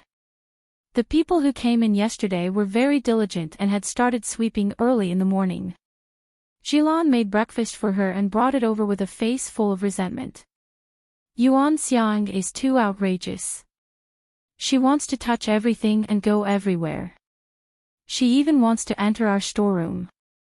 Su Yingxue smiled faintly as she drank the porridge. Our storeroom is empty. If she wants to go, let her be. But there are 3 pieces of top-quality ginseng that the 9th prince gave you. Shilan was very vigilant. This was the only treasure Su Yingxue had. She had to look after it for Su Yingxue and not let anyone else get it. Give the key to the storeroom to Yuan Xiang and let her take good care of the storeroom. Su Yingxue instructed. Miss, Yuan Xiang has ill intentions. How can you give her the key? Shilan was extremely nervous. Her true master sent her here for a reason. If you don't give her a chance, how can she reveal her true intentions? Su Yingxue was expressionless, but her beautiful face made people feel that she was scheming and ingenious. Shilan immediately did as she was told, but she remembered what Su Yingxue had taught her. When she found Yuan Xiang, she deliberately put on a straight face and looked unwilling. Here, Miss trusts you and told you to look after the storeroom. If anything is missing or lost, Miss will definitely not forgive you. Yuan Xiang's eyes flashed with pride. Got it, Sister Jilan. I'll take good care of the storeroom. After obtaining the key, she immediately informed Sunset Court. Su Yuro asked her to bring all the ginseng and replace it with something else to stuff it back into the box. Looking at the 3 glossy ginseng on the table, a satisfied smile appeared on Su Yuro's face. So what if His Highness gave it to her? Didn't it still fall into my hands? Yuan Ruo immediately flattered, yes, that idiot eldest young miss doesn't deserve such an expensive thing. And even if she finds out that something is missing, she wouldn't dare to come and cause trouble for you. You are the Marquis' favorite. Yuan Xiang was also sent to her by the Marquis. If she vented her anger on Yuan Xiang, she would be going against the Marquis, and she could only suffer in silence. Su Yuris' jade-like fingers caressed the ginseng and nodded in satisfaction. If it wasn't for that old fart's preference for her, His Highness would have given me these things. She had been much more outstanding than Su Yingxue since she was young. Everything about Su Yingxue should belong to her. In the evening, Jilan quietly told Su Yingxue that she had followed Yuan Xiang and saw that she had secretly stolen ginseng and gave it all to Su Yuro. Su Yingxue clapped her hands. All right, then let's go and send the ginseng to father. Jilan immediately carried the 3 boxes and followed Su Yingxue to the front hall with a smile. Su Dingheng and Su Yuro had just finished dinner when Su Yingxue sent someone to deliver something to the entire family. Su Dingheng was very surprised and specially waited for her in the hall. When Su Yingxue and Jilan arrived, they saw that Su Hao was also there. He was wearing a tight black cloud-patterned shirt and his long hair was tied up high. His brows were filled with heroic spirit and his presence was overbearing. The cold light in his eyes turned warm after seeing Su Yingxue. Little sister. Su Hao called her softly. Su Yingxue walked to Su Hao's side and took his pulse. His internal injuries were almost healed. Looking at his expression, his external injuries were probably about to recover. Su Yingxue was especially gratified. Yingxue, what do you want by mobilizing so many people? Su Dingheng stroked his beard with displeasure in his eyes. Su Hao had been raised by the old master since he was young, and he had learned 100% of his decisiveness from the old master. In his heart, he only had Su Yingxue as his sister and had no affection for his father. He came in and called him father with a straight face, not saying a word to him. Instead, he doted on Su Yingxue so much that he did not care about his father at all. Therefore, he could not stand the intimacy between the siblings. Su Yingxue put on an obedient look. I'm naturally here to give good things to father and brother. Sister is really thoughtful. Su Yuro said in a delicate voice. Su Hao pinched Su Yingxue's wrist. Why don't you keep your good stuff for yourself? Su Hao knew that all of Su Yingxue's good things had been plundered clean. She had never used any good things herself.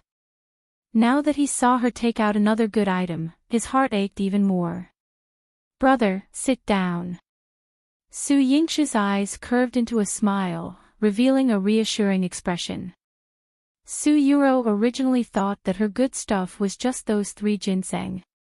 She had taken all of them, so what else could she have that could be considered good?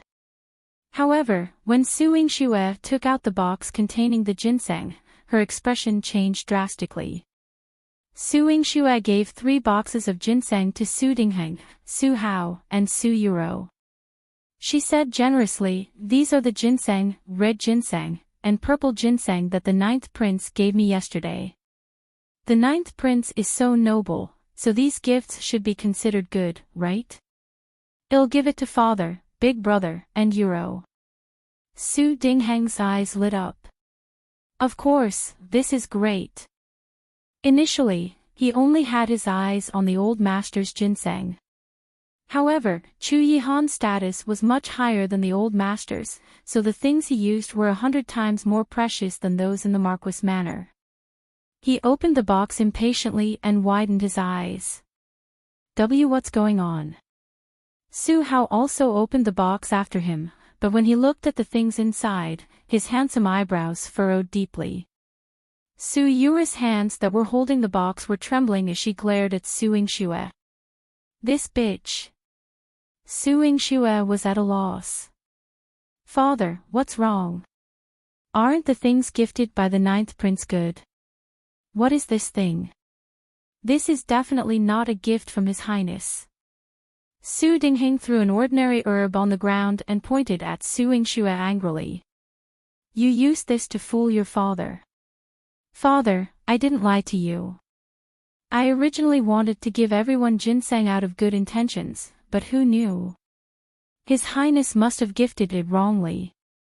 Why don't I go to His Highness manor to ask him now? Su Yingxue's beautiful little face was filled with innocence. She was so angry that she wanted to rush out. Su Hao stopped her. Sister, it must be the work of the Marquis Manor's people. Su Hao protected her and placed the box next to Su Dingheng. Father, the gift from His Highness would definitely not be given wrongly. If my sister did not have the intention to gift it, she would not be so sincere. From what I can see, someone in her residence must have tampered with it and replaced the ginseng. Since the thing was placed in her courtyard, it should be someone from her courtyard who did it.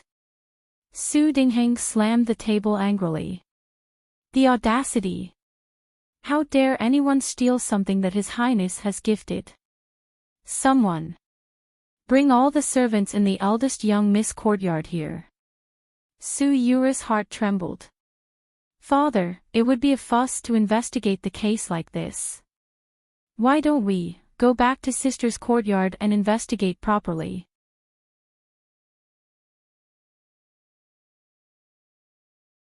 Chapter 12. Su Yuro was exposed for stealing ginseng on the surface. She was doing this for Su Yingxue's sake, but she was actually panicking inside. All the ginseng was with her. If they found out. Servants having sticky fingers cannot be underestimated. They should be interrogated in public so that everyone in the Marquis manor can learn from it. Su Hao lowered his voice. He waved his hand and ordered, Shu Yan, go and bring everyone from my younger sister's courtyard here. Not a single person can be left out. Shu Yan immediately cupped his hands.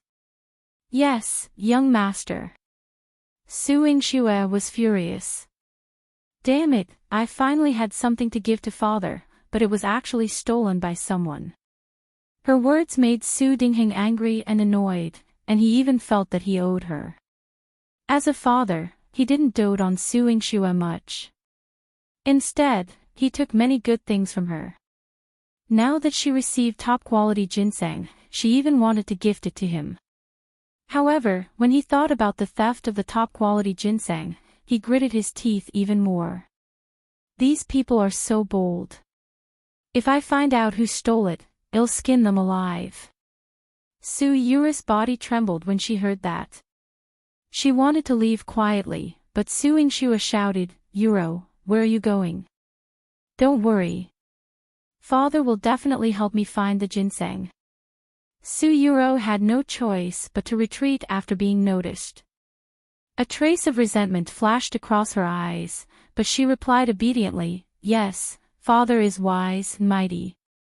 We will definitely find the ginseng." Shu Yan quickly brought Yuan Xiang over. Yuan Xiang was thrown into the hall, shivering. Shu Yan said, reporting to the Marquis and young master. "I have found out that this servant girl is in charge of managing the storeroom in the eldest young Miss Courtyard. The ginseng theft should be related to her." Su Dingheng's heart was suddenly filled with rage. "Bastard! You even dared to steal the ginseng bestowed by His Highness. You must be tired of living. Tell me, where did you hide the ginseng?" Yuan Xiang's eyes were filled with fear as she hurriedly shook her head. "Marquis, please spare me. I didn't steal the ginseng. I didn't steal the ginseng. Yuan Xiang, you better tell the truth. Otherwise, Father will definitely not forgive you." Su Yingxue slapped Yuan Xiang hard.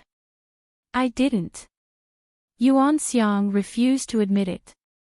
"Then why is there such a strong ginseng smell on your body?" Su Hao had a keen sense of smell and immediately noticed it. Su Dingheng also approached Yuan Xiang and smelt the ginseng on her body. He was furious. "Speak, where did you hide the ginseng?" Yuan Xiang desperately sniffed the ginseng smell on her body. She was very puzzled. She had clearly changed her clothes and carefully cleaned them. There was clearly no ginseng smell anymore. How could it be? She immediately turned around to look at Su Yingxue.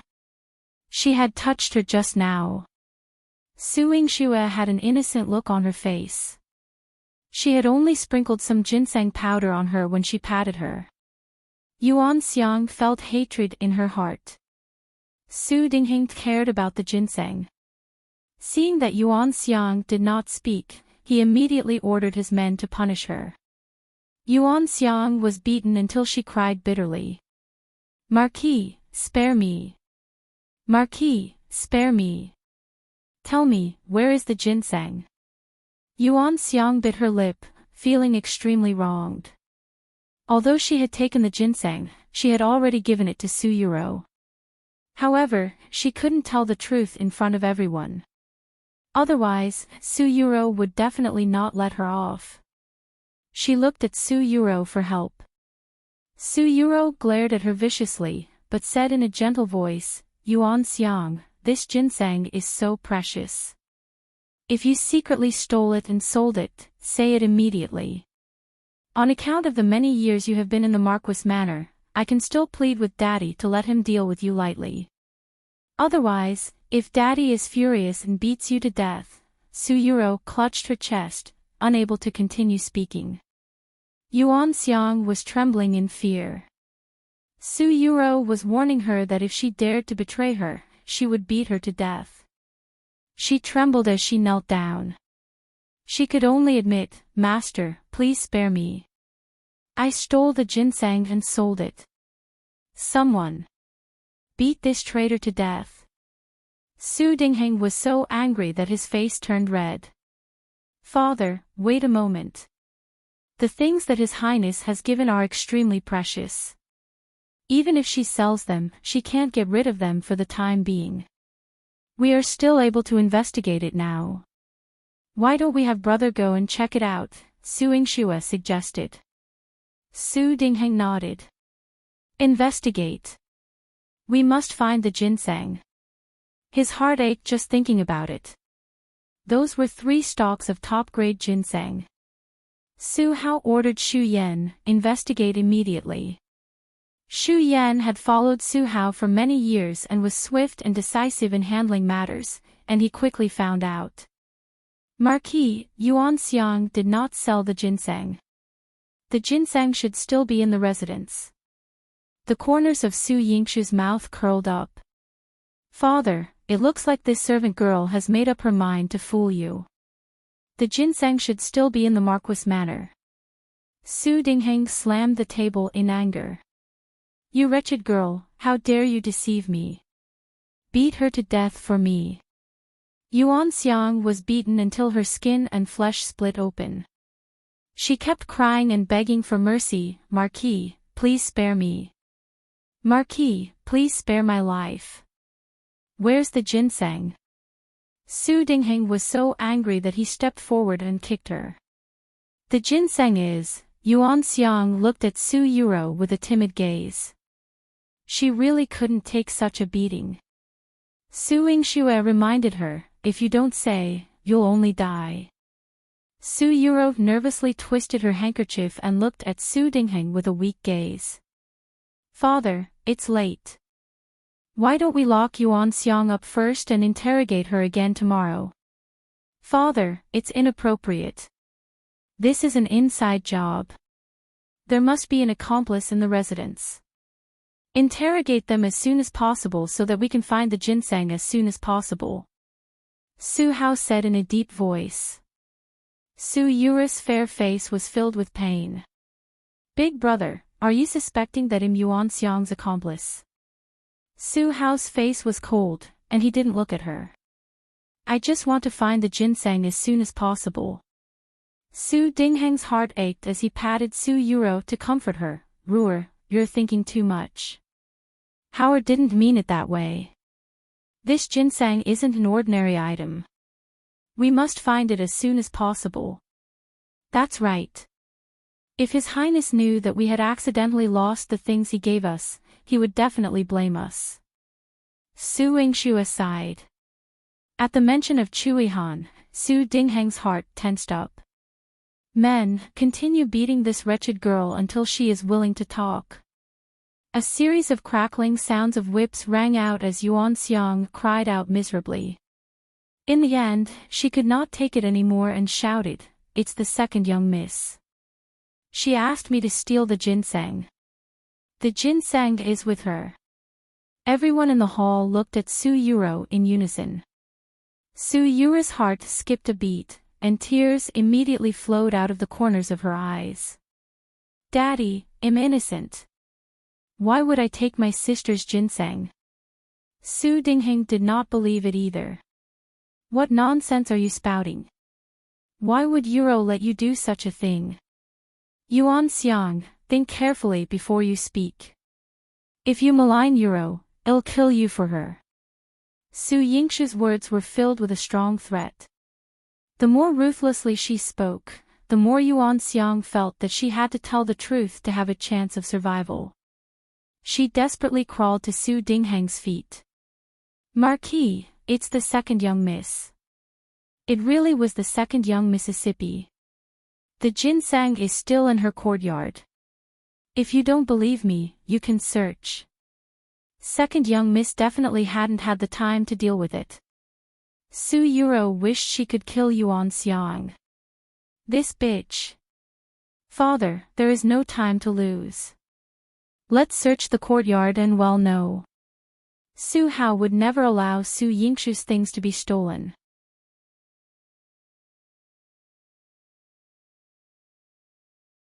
Chapter 13, Tragic Ending. Father, if searching the courtyard can prove my innocence, I am willing. It's just that searching my courtyard in the middle of the night, and if word gets out, my reputation, Su Yuro cried weakly. Su Dingheng had some misgivings in his heart. If word of the courtyard search got out, it would affect Su Yuro's reputation. Father, this servant girl must be lying. I already said that I would give it to Yuro, so why would she send someone to steal it? Besides, wasn't she slandering her for ambushing people in my yard to spy on me? This is too unfair to Yuro. In my opinion, it's better to inform His Highness and ask him to help with the search, Su Yingxue defended Su Yuro. The moment she mentioned Shuihan, Su Dingheng panicked. We must not alert His Highness about this. Let's search the courtyard. Men, go to Sunset Court. He brought his men and rushed to Sunset Court. He even patted Su Yura's hand and comforted her, Ruer, don't worry. Father will definitely prove your innocence. Su Yuro nodded her head in gratitude, but she was extremely anxious in her heart. She glared at Su Yingxue fiercely. Su Yingxue had an innocent look on her face as if she did not know what she had done wrong. Su Hao walked beside Su Yingxue and accompanied her. Don't worry, I will definitely find the ginseng. Okay, thank you, brother. Su Yingxue's heart felt warm. Su Yuro thought to herself that she definitely couldn't let them search the courtyard. Thus, before she reached the courtyard's entrance, she pretended to faint. Ruer, what's wrong? Su Dingheng's heart ached as he supported her. Seeing that she had fainted, Su Dingheng immediately called for a doctor to treat her. Su Yingxue walked forward. Father, let me take a look. You? Su Dingheng was surprised. What do you know? When he saw Su Yingxue take out 3 silver needles to stab Su Yuro, he immediately stopped her. Stop. Don't hurt Ruer. Father, I have a rough understanding of medicine. I just need a few needles and Yuro will wake up. Su Yingxue's expression was indifferent. This. Why didn't I know that you knew medicine? Su Dingheng trembled with worry. Father, it was all thanks to my younger sister's medicine that my injuries healed so quickly. Su Dingheng was slightly relieved when he heard Su Hao say that. Su Yingxue secretly curled her lips and stabbed Su Yuro's philtrum, Higu, and Tianzong acupoints. Su Yuro was pretending to faint, but when she stabbed these 3 major acupoints, she immediately jumped up and screamed, "Ah! It hurts!" Her loud voice startled Su Dingheng. Ruer, father, Yuro is fine. Su Yingxue patted Su Yuro. Su Yuro gritted her teeth and glared at her. She had stabbed her on purpose. And she was in so much pain. Su Yingxue had an indifferent expression as she kept the needles as if she did not care about anything. She and Su Yuro stood at the side. Su Yuro was so anxious that she was sweating profusely. She saw that Su Hao's men had found 3 ginseng and was about to faint again. However, Su Yingxue smiled faintly, "Don't be afraid. With my medical skills, I won't let you not wake up." Su Yuro's eyes were red. She recalled the intense pain from being stabbed by the needles and instantly felt fear. Su Dingheng looked at the ginseng he found in disbelief. This. Ruer, what's going on? Did you really order Yuan Xiang to do it? Father, I didn't. Even if I had the guts, I wouldn't do that. Su Yuro knelt on the floor with a thud, blood seeping out of her knees. Su Dingheng did not believe it either. He glared at Yuan Xiang. How dare you steal the eldest young Miss ginseng and slander the second young miss? Yuan Xiang was covered in blood as she struggled weakly. Marquis, I'm not lying. It really is the second young miss. She looked at Su Yuro resentfully. She was clearly working for her, but Su Yuro watched her get beaten badly. She was too cruel. Father, if you don't believe me, Ruer will be at your disposal. Even if you want to chase me out of the Marquis Manor, I won't dare to say anything. Su Yuro's delicate tears flowed down like a lotus flower that had been ravaged by the wind and rain. Su Dingheng had always felt sorry for her. How could he bear to blame her at this moment? However, today's matter had involved a large number of people. His favoritism would inevitably cause people to gossip, so he could only find someone to die for Su Yuro. He waved his hand and ordered, men, Yuan Xiang stole the ginseng and framed the second young Mississippi, drag her away and beat her to death. Yuan Xiang fell heavily to the ground. She knew that Su Dingheng was biased, so she desperately crawled towards Su Yingxue and hugged her as she begged, "Eldest young miss, please save my life. I won't do it again, I won't do it again." Su Yingxue brushed her away with a cold gaze. "If you knew this would happen, why did you do it in the first place? You chose your own dead end." Su Yingxue's words enlightened Yuan Xiang. If she had been a servant girl in Su Yingxue's courtyard, why would her life be in danger? She was working for Su Yuro, but she was using her to pay for her life. Yuan Xiang's eyes were filled with despair as she was beaten to death in public. In order to regain the impression of standing in Su Dingheng's heart, Su Yuro cried, "Daddy, although Yuan Xiang slandered me, the ginseng was found in my courtyard. I have a responsibility.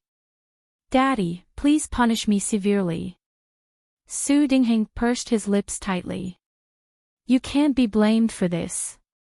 It's all that wretched girl Yuan Xiang's fault." Afraid that Su Yingxue would take it out on her, Su Dingheng even specially instructed Su Yingxue, "Yingxue, your sister was wrongly accused in this matter. Yuan Xiang was the one who stole the ginseng. You are not allowed to vent your anger on her." Su Yingxue sneered in her heart. It was such an obvious result, yet she was still the one who had wronged Su Yuro. Forget it. Her father had never been able to distinguish right from wrong, so she did not expect him to punish Su Yuro. She said, "Of course, I won't blame my younger sister," but she was shocked and fainted today. "I'm afraid she needs to recuperate well." "Father, why don't you let her recuperate in the courtyard for a month and not go out? This way, tonight's incident won't spread and damage her reputation." Su Dingheng stroked his beard and nodded. "That's good too." He turned around and instructed Su Yuro, "Ruer, stay in the courtyard for the next month. Don't come out and walk around." "Yes, I will remember Daddy and Sister's words." She agreed on the surface, but in her heart, she wanted to tear Su Yingxue into pieces. She was locked up for a month just like that. Her gaze fell on the 3 ginsengs. Her heart ached because Su Yingxue was going to take them back. She originally wanted to ask for one. However, Su Yingxue rushed to say, "Father, although the ginseng has been found, it's hard to guard against thieves in the Marquis Manor. To prevent it from being lost again, it's better to let brother keep it first." "Well, I'll keep it. Who would dare to touch my things?" Su Dingheng immediately stopped him. He coveted this ginseng very much, so how could he bear to let someone else take it away? Older brother is strict in managing the army. The servants in the courtyard are also from the army. They will definitely not embezzle. His Highness will definitely be at ease if he knows that the ginseng is with older brother. However, if His Highness knows about tonight's matter, Su Yingxue's small face was filled with worry. Su Dingheng could already imagine Chu Yihan's furious expression. He trembled and waved his hand in frustration. "Forget it. Let Howard keep it." After the ruckus tonight, he didn't get anything out of it and returned to his room in anger.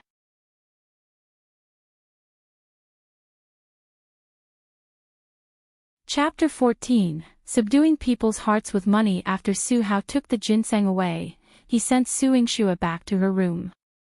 The moonlight was faint, making Su Hao's eyes look gentle as they reflected a layer of silver light on them. "Sister, don't worry. The ginseng is with me. You can come and get it any time. I will look after it for you and won't let anyone have the chance to take it away." Su Yingxue's tone was calm. "I originally wanted to give these ginsengs to you. You can keep them for your own use. It's so expensive, you don't mind. It's just a few pieces of ginseng. It's nothing compared to my brother's love for me." A trace of guilt flashed across Su Yingxue's eyes. In her previous life, Su Hao's tragic death appeared in her mind. She had no intention of involving him in this matter tonight, but after her rebirth, she cherished every moment she spent with Su Hao. Su Hao had never seen such deep guilt on a person's face. It was as if she had done something sinful and was repenting and atoning for it. But when had his sister ever committed such a grave sin? Su Hao's hand gently landed on Su Yingshu's shoulder, and his tone was as gentle as the moonlight. Sister, I will dote on you for the rest of your life. You don't have to be reserved with me. If you suffered any grievances, come and tell me. I will definitely avenge you. All right. Su Yingshu smiled. This was the first smile she had since her rebirth. Su Hao watched as she returned to the courtyard. Xu Yan stood beside him with disbelief in his eyes. Su Yingshu is really different from before. She has a brain now. Su Hao looked over with a serious gaze and Xu Yan immediately covered his mouth. Its eldest young miss. Su Hao's handsome face was full of heroic spirit. In this life, he would definitely protect his sister. After Su Yingshu returned, just as she had expected, the courtyard was filled with people kneeling. The few maids, old ladies, and manservants all looked at her with fear in their eyes, wanting to say something but hesitating. Seeing that she was going back to her room to rest, old Madame Zhang immediately said, "Please believe us, eldest young Mississippi. We are all loyal to you." Su Yingshu curled her lips coldly. I don't think so. Are you loyal, or are you afraid to continue being loyal to your master after seeing Yuan Xiang's corpse? The expressions on the group of people's faces were as if they had been dyed red. They were shocked, ashamed, and afraid. Old Madame Zhang's legs went weak as she knelt and begged her, "Miss, no matter who sent us here in the past, we will definitely do our best for you in the future. Please give us a chance, Mississippi, don't let us end up like Yuan Xiang." Everyone was afraid of death. Yuan Xiang's death was like a knife hanging over their heads. Jilan moved a chair for Su Yingshu to sit down. Su Yingshu said with a cold face, "Did you see Yuan Xiang's corpse? Go and take a look. That will be the outcome of betraying, and helping others secretly while serving me. I, Su Yingshu, can't tolerate this. Those who are willing to stay in my courtyard shall be loyal to me. Those who are unwilling can get lost now." Su Yingshu gave them a chance to consider. Two of the servants knew that Su Yingshu had a bad reputation. Now that they had the chance to leave, they immediately stood up and walked out of the courtyard.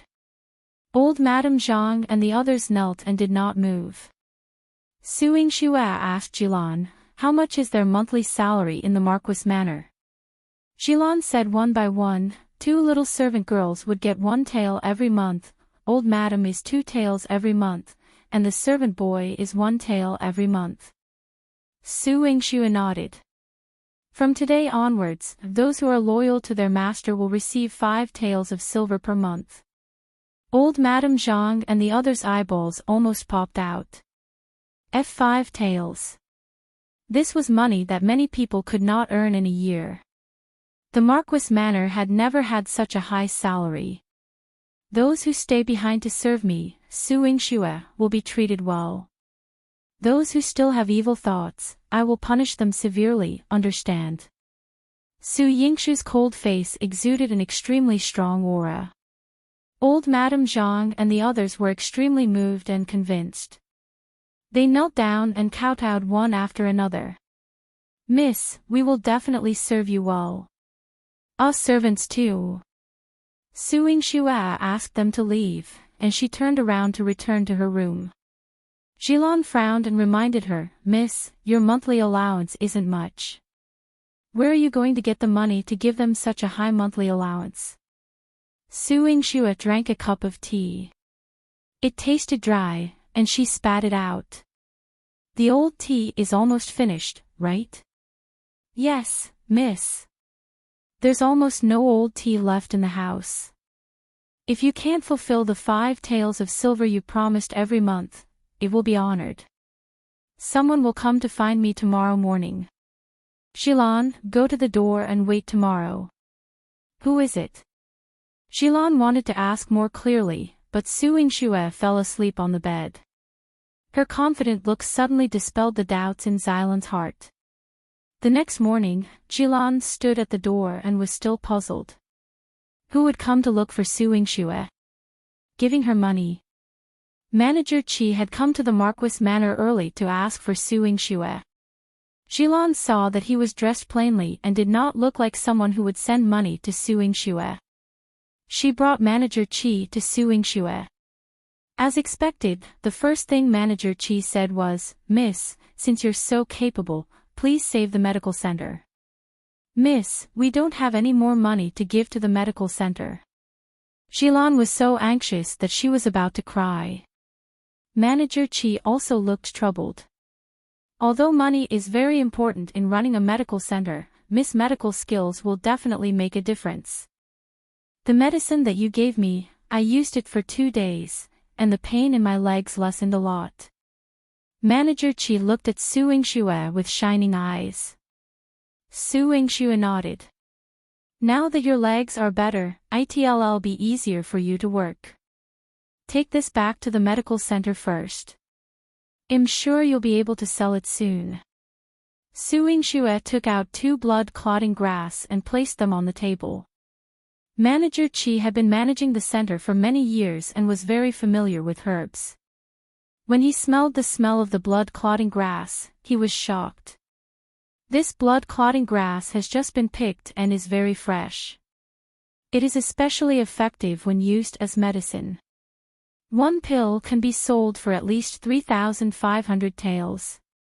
2 blood-clotting grass were 7,000 taels. Xilan was surprised and delighted. "Miss, this is great." Xilan politely sent Manager Qi away. Manager Qi managed the medical center and had some connections. In just a day, he had sold 2 stalks of blood-clotting grass. He took 7,000 taels of silver to give to Suing Xue. Suing Xue counted the banknotes. She kept 3,000 taels for herself and handed him 4,000 taels. Manager Qi waved his hand repeatedly. "Miss, you should keep the money for yourself. You will definitely need money in the Marquis Manor." Manager Qi came to Su Yingshu's courtyard twice and secretly sized the place up. Suing Xue should be the most impoverished daughter in Jiangdu City. He felt sorry for her on behalf of his old master. "This money is for the medical center. Firstly, give the 2 old doctors 1,000 taels of silver. Both of them have good medical skills and have suffered a lot with the medical center over the years. This money is to comfort them. Secondly, renovate and expand the medical center to a larger scale and recruit more people." Manager Qi nodded. "I'll remember it. Miss, I'll definitely do as you say. It's only a matter of time before our medical center can be operated again." He looked at Suing Xue, his eyes filled with hope.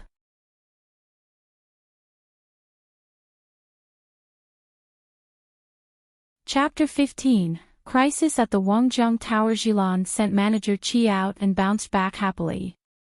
"Miss, our medical center will definitely improve greatly. You'll have money in the future." Suing Xue nodded. This is only the first step. The management of the medical center is far more than this.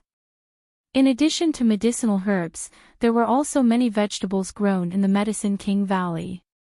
She took out some veggies and radishes and let Xilan cook them, and they ate them for 2 days. The 2 of them clearly felt that their bodies became much stronger. She even asked Xilan to send some to Su Hao. When Xilan returned, Xu Yan was also there. He handed a card to Suing Xue. "Young miss, the Marshal General assessment will be held in 5 days. Young master is inviting you to go and take a look." The examination of generals was a strict requirement for generals. The Great Qing dynasty used martial arts to pacify the world. The ancestor emperor's martial arts skills were extraordinary. He recruited many people with high martial arts skills into the court as generals and trained them. They trained millions of mighty soldiers and were famous in the 9 provinces. However, becoming a general in the Great Qing dynasty was not easy. Even if one had a prominent family background, they still had to pass a strict assessment to be competent. The assessment was held every year to remind the generals not to slack off at all times. If they regressed, they would immediately lose their official position and power. They would have to wait until the next year to have the opportunity to reassess. In the assessment of her previous life, Su Hao was implicated by her and forced himself to hold on in the martial arts competition. In the last competition, he was defeated by Su Jinxian and lost his position as a general. In this life, Su Yingshu's beautiful eyes were filled with determination. "I'll definitely go and cheer for Big Brother personally." Xu Yan was stunned when he saw how easily she agreed. "You'll definitely go. Don't tell me you're going to drag young master down. How can you say that?" Miss is very caring towards eldest young master and did not even forget to send food to him. Jilan angrily stepped on Xu Yan's foot. Xu Yan groaned and glared at Jilan with a puffed-up face. "Stupid girl, why would you learn something like that?" She had learned to be so violent from Su Yingxue. The marks on his face had not healed yet. "Jilan, send him out," Su Yingxue instructed lightly. Jilan directly chased Xu Yan out with a broom. Xu Yan fled in panic. He ran back to Ling Shao Garden and shook his head repeatedly. "We can't afford to offend them."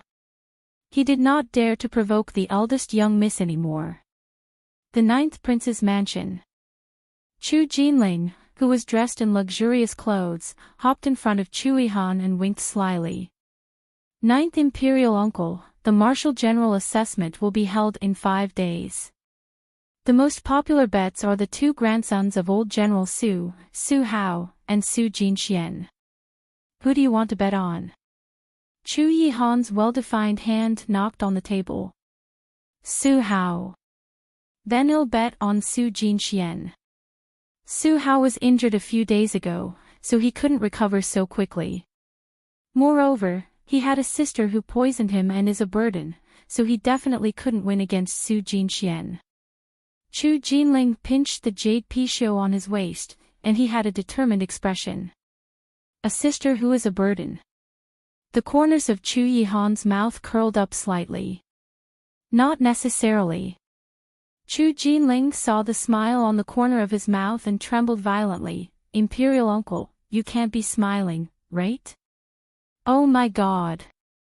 He felt a very terrifying aura. He was the unruly 8th Prince, and even his father had not cared much about him since he was young. However, he was only afraid of one person, and that was his 9th Imperial Uncle, Chu Yihan. He was especially afraid of him laughing. Because if he smiled, someone would definitely be in trouble. And it was the kind of bad luck. Chu Yihan was 10 years older than him, and he was just like someone else's child since he was young. He was the best in poetry, literature, writing, and archery in the Great Qing dynasty. He was so good that he had no friends. And he had a very odd personality. When they were young, the princes were most afraid of the 9th Imperial Uncle, not the Grand Tutor or Master. While they were slacking off, if someone shouted that the 9th Imperial Uncle was here, it would definitely make them tremble. Chu Yihan opened his eyes coldly and glanced at him. "I can't laugh." He had the aura of the King of Hell around him. Chu Jinling trembled and quickly took a few steps back. He nodded like a chick pecking at rice. "Why, you can laugh.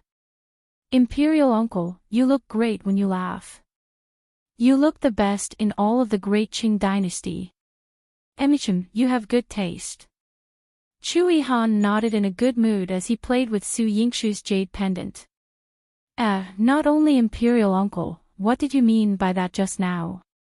The old general's idiot granddaughter would only drag Su Hao down, right? Chu Jinling returned to Chu Yihan's side after a while. Chu Yihan didn't even look at Chu Jinling. I gave her 3 ginsengs a few days ago. Su Hao's injuries should have healed. As for the person saying that she's an idiot, I feel that he needs to be sent to the military camp to temper himself. Goodbye, Imperial Uncle.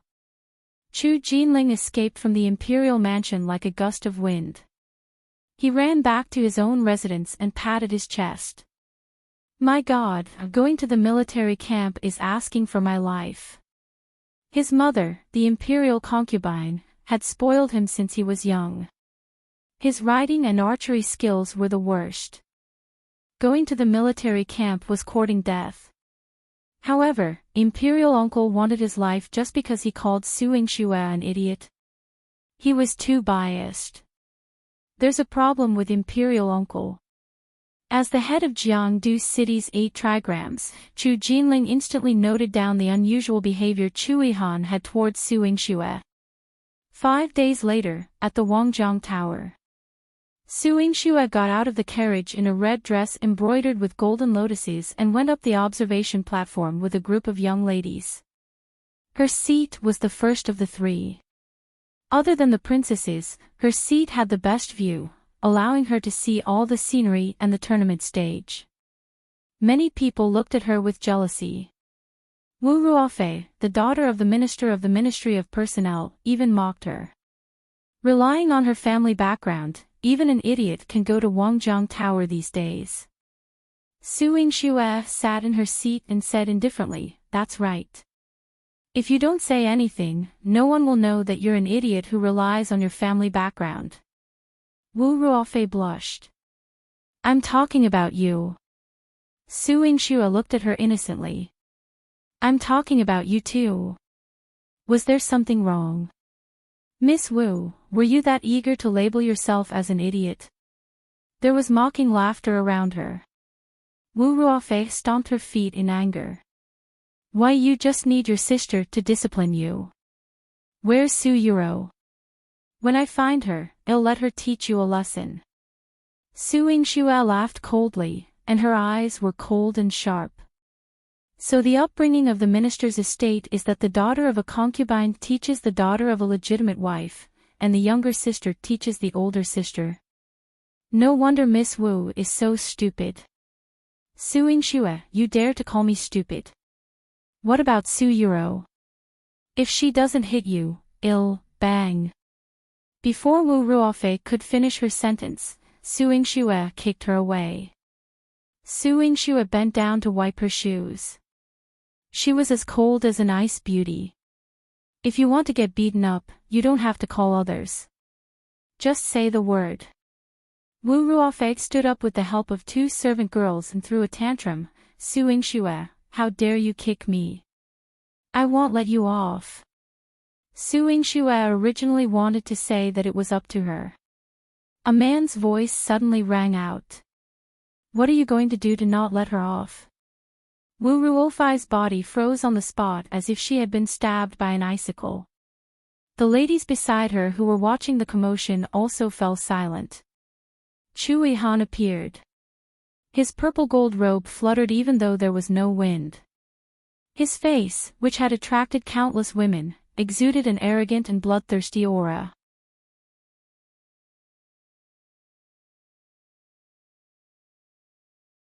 Chapter 16, She's prettier than you, Your Highness. Wu Ruofei was shocked. The seats on the Wangjiang Tower were separate for men and women. She did not expect Chu Yihan to come over and was instantly frightened. However, the ladies beside her reminded her, His Highness definitely won't help this idiot. Maybe he wants to see you teach her a lesson. Yeah, Ruofei, don't be afraid. Wu Ruofei was used to being pampered and had never been very smart. Hearing this, she suddenly became more confident. She lifted her skirt and pointed at Su Yingxue. "I want her to compensate me for this dress and kneel down and kowtow to me. Your Highness, my mother ordered this for me at the Heavenly Fragrance Pavilion."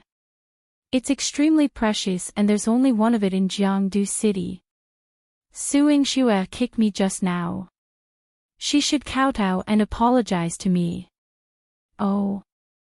Chui Han raised his eyebrows and looked at Suing Xue. Are you going to pay and kneel? Suing Xue rolled her eyes. No. Seeing Chui Han reprimand Suing Xue, Wu Ruofei thought that he would back her up, so she quickly took advantage of the situation to suppress her. If you don't kneel, His Highness will definitely punish you. Su Yingxi's eyes narrowed slightly as her gaze fell on the jade pendant on Chu Yihan's waist. He was still wearing it.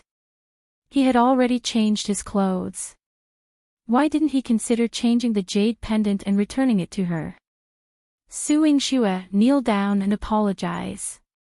With Chu Yihan backing her up, Wu Ruofei was bossy.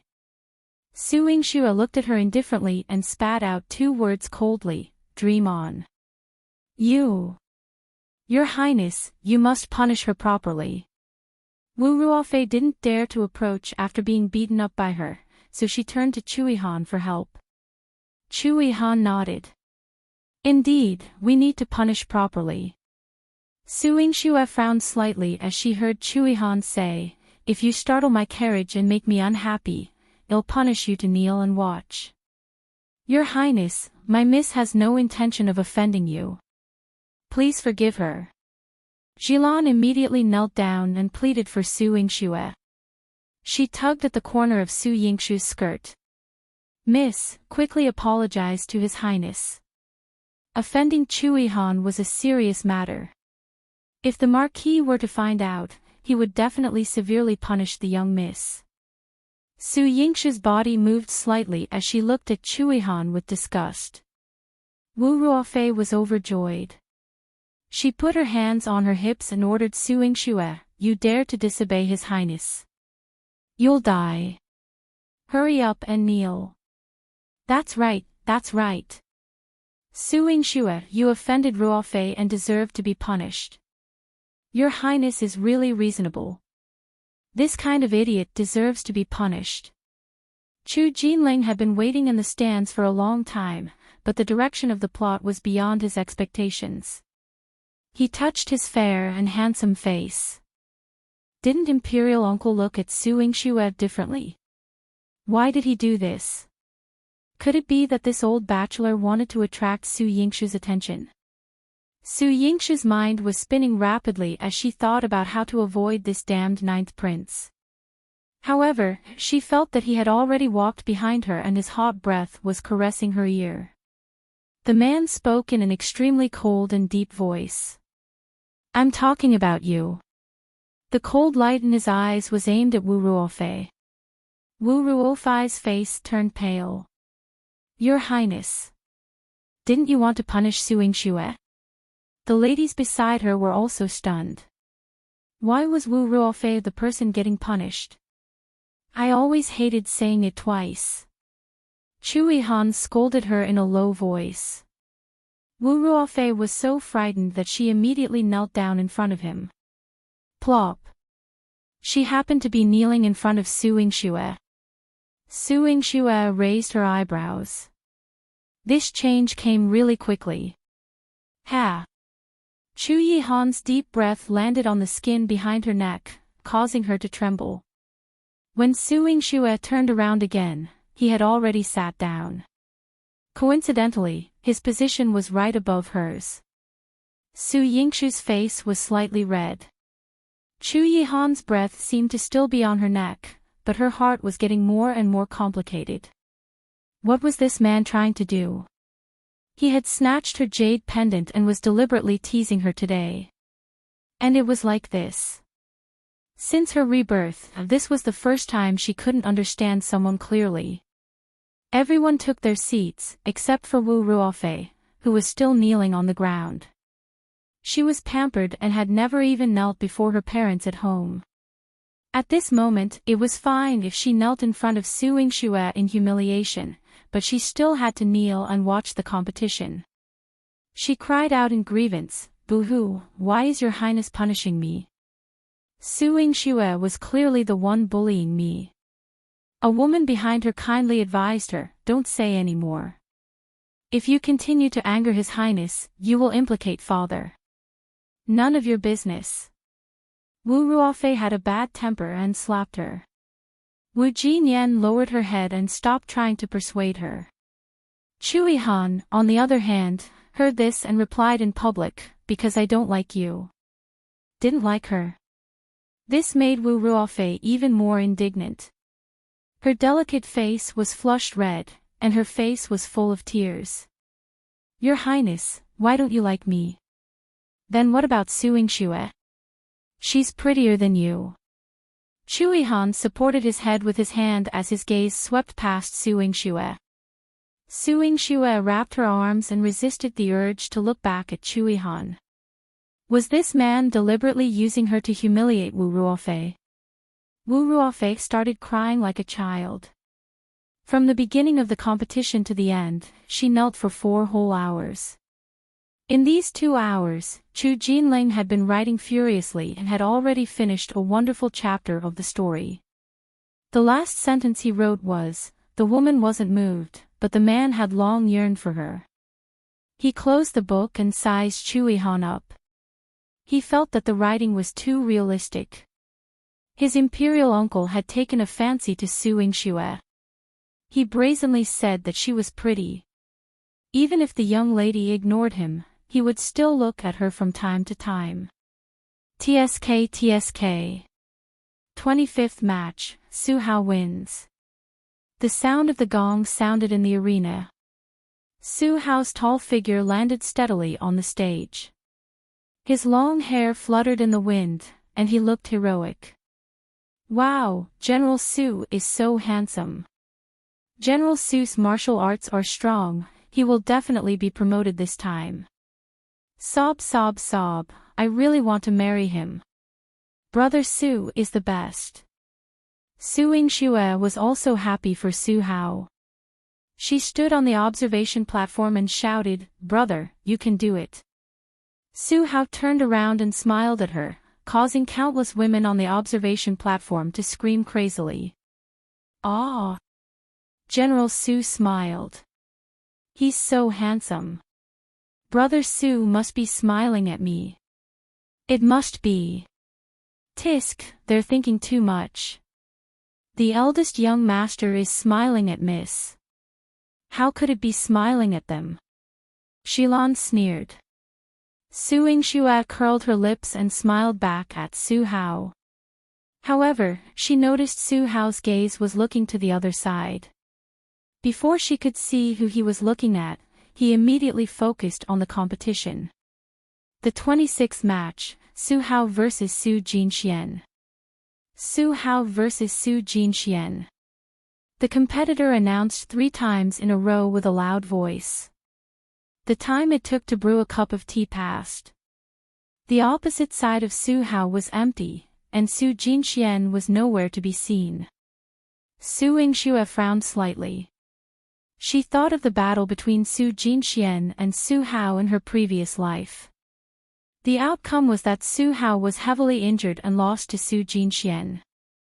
Now that Su Hao had recovered from his injuries and won 10 consecutive battles, Su Jinxian probably did not dare to fight him anymore.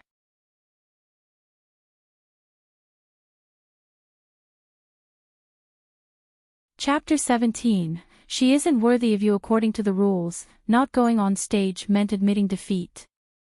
The examiner was about to announce Su Hao's victory, but Su Hao raised his hand to stop him. "I'm willing to wait for another incense stick of time. Even if it's admitting defeat, it has to be done face to face." Su Hao was a man of integrity and righteousness. He valued and respected the assessment greatly. If he wanted to win, he had to win fair and square.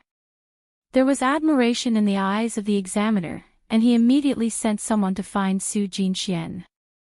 Chu Jinling supported his head with both hands and sighed. "Sigh, Su Jinxian is too gutless. Imperial uncle, I lost." To think that he had bet a lot of money on the gambling game. Chu Yihan's eyes were calm, and there wasn't a hint of joy in them. However, when Mo-chi returned to his side, he became spirited. How is it? Mo-chi recalled what he had seen and the corners of his mouth twitched. Miss Su kidnapped Su Jinxian. The corners of Chu Yihan's lips curled up, and his smiling eyes were seductive. Beautiful. As expected of her, Su Yingxue. What is it? Su Jinxian was kidnapped. Hey, Imperial Uncle, she's cheating. I can't accept my defeat.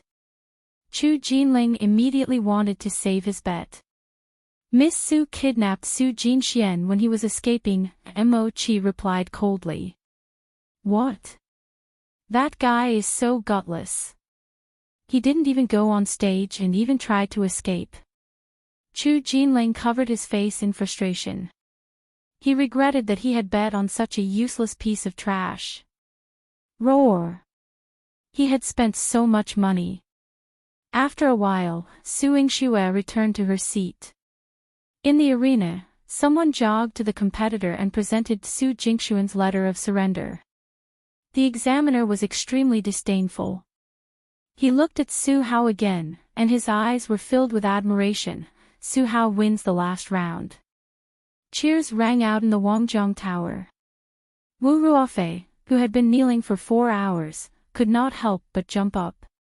Brother Su is the best. Ah! Her legs went numb and she fell to the side. Wu Jinyan supported her, but she hit her twice. Go away. You cheap slave. Don't touch me. All right. Wu Jinyan retreated. There was no joy or anger on her delicate and pretty face. Initially, Su Yingxue had not noticed her, but when Su Hao walked onto the viewing platform, his gaze landed on her first. Su Yingxue couldn't help but be surprised. With a deliberate sense of alienation, Wu Jinyan retreated into the crowd so that Su Hao could not see her very quickly. Su Yingxue stood not far away, and he took the lead to walk in front of her. There was still a thin layer of sweat on Su Hao's forehead. Someone eagerly offered him a handkerchief and said shyly, General Su, wipe your sweat. Thank you. Su Hao replied politely but did not reach out to take it. He walked in front of Su Yingxue and asked her, Sister, did you bring a towel? Yes, big brother. It's been hard on you. Su Yingxue took out a towel and personally wiped Su Hao's sweat. The two of them had a deep relationship as siblings, and many people present were envious. Chu Jinling's nose immediately smelled something sour. He looked at Chu Yihan and saw that his face was cold, and there was a cold look in his eyes. He tried to court death. Imperial Uncle, are you jealous? That's her biological brother. This jealousy was a little unreasonable. Chu Yihan snorted coldly and left with a flick of his sleeve. He held the jade pendant in his hand, wishing he could crush it to pieces. After taking 2 steps, his movements became much gentler. Su Hao wiped his sweat and said a few words to Su Yingxue. He was originally going to thank Chu Yihan. However, he and Chu Jinling had already left. Su Hao couldn't help but frown. The 9th prince left so quickly. At the mention of Chu Yihan, Su Yingxue wanted to roll her eyes. Brother, why are you looking for him? His Highness previously rewarded me with the blood-clotting grass to help me heal and also gave you 3 ginseng. He treated us extremely generously and we should kowtow to thank him, Su Hao said calmly. He gave you that blood-clotting grass. Su Yingxue frowned slightly, and the doubt in her heart deepened. She had no interactions with Chu Yihan in her previous life, but meeting him in this life, she felt as if she was being cursed by him. He even wore her jade pendant and dangled it in front of her eyes. Forget it. Let's thank him if there's a chance in the future. Brother, go and change. When Su Yingxue saw Su Hao covered in sweat, she immediately turned her attention to him. Su Hao nodded and left under everyone's admiring gazes. Su Yingxue noticed that after he left, Wu Jinyan also disappeared. She quietly took a detour around the general's resting place and met up with Jilan at the door. Jilan whispered, "Second young master hasn't woken up yet." "Don't worry, Mississippi." Su Yingxue asked, "Has the manor made any arrangements?" Jilan nodded. "Old Madame Zhang is an elder in the Marquis manor.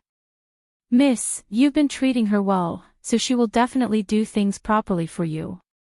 After everything was arranged, Su Yingxue prepared to go in and wait for Su Hao. As she was walking down the stairs, she stepped on something soft.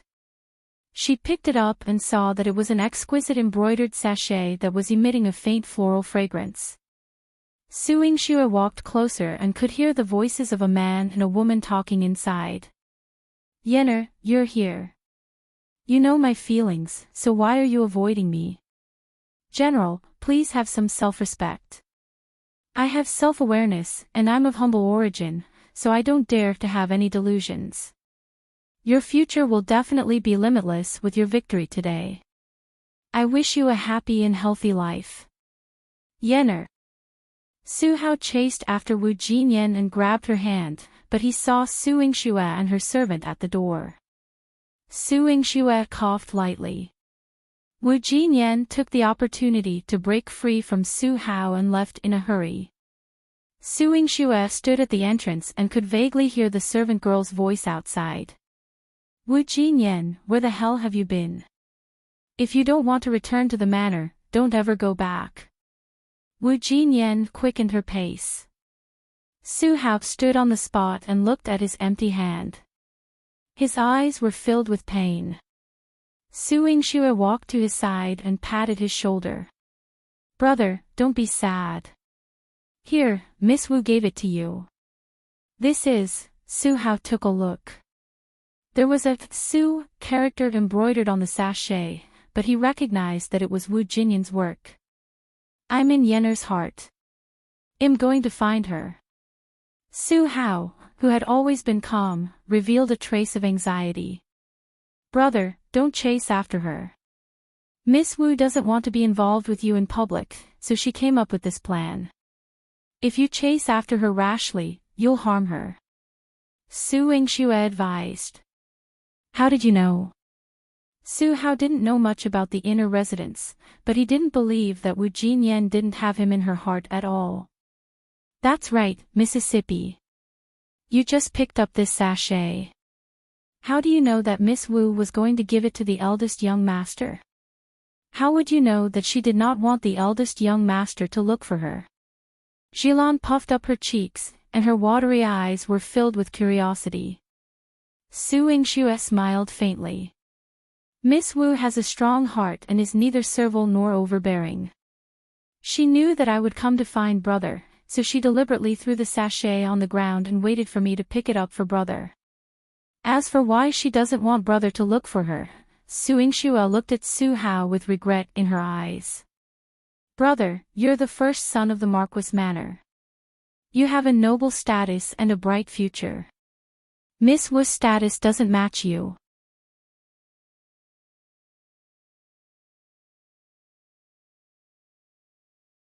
Chapter 18, Mysterious Doctor. I never cared about status. Yenner is kind-hearted and noble. Even the princess can't compare to her. Su Hao's eyes were firm. Su Yingxue's eyes were filled with a hint of teasing. "Brother, it seems like you like Miss Wu very much." Su Hao's handsome face blushed. He lowered his head and looked at the sachet, his expression turning serious. The first time he saw Jinyan, he felt that she was different from the rest. He was used to seeing pretentious women in the palace, but he had never seen a girl with such a pure heart. She pitied the poor and the weak, but she did not have the slightest bit of coquettishness. She's steady and calm, and she doesn't fight with the world. Being with her always makes one feel calm and fine. When Su Hao mentioned Wu Jinyan, the longing in his eyes was as dazzling as the clouds in the sky. When Su Yingxue heard this, she shook her head slightly. "It's good to be steady and calm, but if she doesn't fight with the world, she won't be able to be with you. Why? Su Hao was slightly stunned. He realized that Su Yingxue had become exceptionally deep. Even he could not understand her anymore. Su Yingxue looked at Su Hao. Because you're a general, and you'll become an official in the future. You'll be inheriting the title of nobility. If your wife doesn't fight for it, how can she advance and retreat with you? Sister, you mean, brother, if Miss Wu has fallen in love with you, she will definitely work hard for you. To be able to predict that I would come to pick up the sachet and give it to you, it proves that she is also an intelligent woman. Su Hao held the sachet and smiled gently. She is smart, but she often makes me feel that she is difficult to approach. There will be a chance. Brother, you're tired today. Go back to the manor and rest early. Su Yingxue comforted him. Su Hao nodded and wanted to go back with her. Su Yingxue said that she still wanted to go shopping with Jilan, so Su Hao did not force her.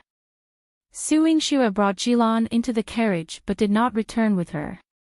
Jilan knew that Su Yingxue had other things to do, so she did not ask. However, she was curious.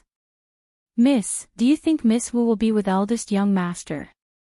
No emotions could be seen on Su Yingxue's beautiful face. Of course, it's good that brother can be with the person he loves. I think with your help, the eldest young master will definitely be able to get what he wants. Jilan blinked mischievously. Su Yingxue flicked her head. Do you know what I want to do? Miss will definitely help the eldest young master. Yes, you've become smarter. Su Yingxue patted Xilan's little head. Jilan smiled. It's not that I've become smarter, but it's you, miss. In the past, you only cared about pleasing others, but now you're using your ability to protect others. I'm protected by you, and so is the eldest young master. Su Yingxue's heart softened for a moment. Yes, she wanted to use her own ability to protect her loved ones. However, her current ability was not strong enough. She wanted to be stronger. Jilan returned to the manor to seal the news, and Su Yingxue went to the medical center alone. Manager Qi was a very efficient person. In just a few days, he had already bought over the surrounding shops and was renovating them. Upon seeing her, Manager Qi smiled and went out to welcome her. Miss, come and take a look. Are you satisfied with the progress? Su Yingxue looked around. Manager Qi had expanded the medical center and recruited new people. The scale of the center looked 3 times bigger than before. She nodded in satisfaction. Manager Qi, you've worked hard. This is what I should do. Manager Qi's eyes were filled with gratification. When he saw Su Yingxue, he felt hopeful. Su Yingxue brought him to the back hall and took out some rare medicinal herbs. She instructed him, release the news that the medical center will continuously supply good medicine. Moreover, it can cure all difficult and miscellaneous diseases. However, the number of medicines is limited, and the time of the attending physician is also limited. They'll need to make an appointment in advance. Manager Qi immediately understood. This can quickly increase the reputation of the center, but the doctor who's going to treat difficult and complicated diseases, will it be you, miss?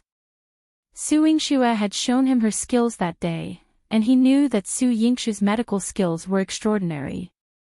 She must be like his old master, having the heart to treat patients and save people. Su Yingxue nodded. I can treat the illness, but I can't reveal my identity. Therefore, if a patient comes, come to the Marquis Manor to inform me first. Manager Qi understood Su Yingxue's concern. Don't worry, Mississippi. But where did you get your herbs? It was normal for Manager Qi to have doubts. After all, the medicinal herbs that Su Yingxue casually took out were expensive. Manager Qi was afraid that she would be punished for doing things for the medical center. Don't worry, it's from legitimate channels, and they'll always supply them. You just have to look after the medical center. Su Yingxue did not explain too much to him. Manager Qi felt that she was mysterious, but she wasn't a talkative person, so he would run the center in peace. When the two of them came out, Su Yingxue saw a woman asking the clerk at the counter, "Brother, this cold medicine contains ephedra, lettucegrass, and swordgrass. They are all cheap herbs, so why do they cost so much?" The clerk patiently replied, "These 3 ingredients only cost $10 to $20. However, they also need to be mixed with cinnamon twigs and morning glory. Only by boiling them together and consuming them can the cold be cured. Therefore, this medicine costs 1 tael of silver." Wu Jinyan thought for a moment and pursed her lips. "I only want these 3 medicines. Please calculate the cost of this medicine." "But miss, with just these 3 ingredients, the medicinal effects will be greatly reduced and the illness will not be cured." "It's okay. I picked the daphnes and will soak it in water. I'll also add chrysanthemum petals to boil with the medicine and then bathe with mugwort to ward off the cold." The clerk was in a difficult position, but he saw that Wu Jinyan often came to buy medicine and knew a little about her family's situation, so he followed her instructions and prescribed her new medicine. Su Yingxue raised her eyebrows and asked Manager Qi, "Do you recognize this lady?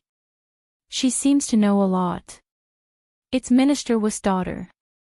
She often comes to our shop to buy medicine, and she even learned how to identify medicine from the old doctor.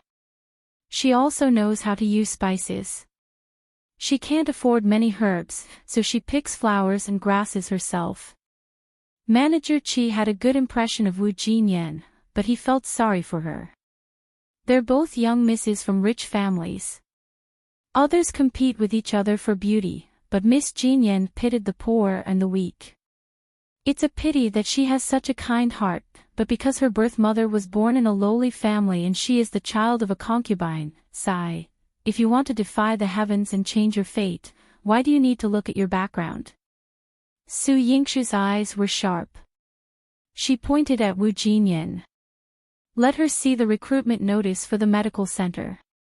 Miss wants to recruit her to the center." Manager Qi was slightly surprised. "It depends on her wishes." Su Yingxue left after saying that. She saw Wu Jinyan walking in another direction with the medicine. There were no carriages or sedan chairs. She was dressed simply, but she strode forward with her head held high. She had an aura that ordinary people did not have. She could not help but take a few more glances at her. In her previous life, Su Hao died because of her, and he did not settle down and get married.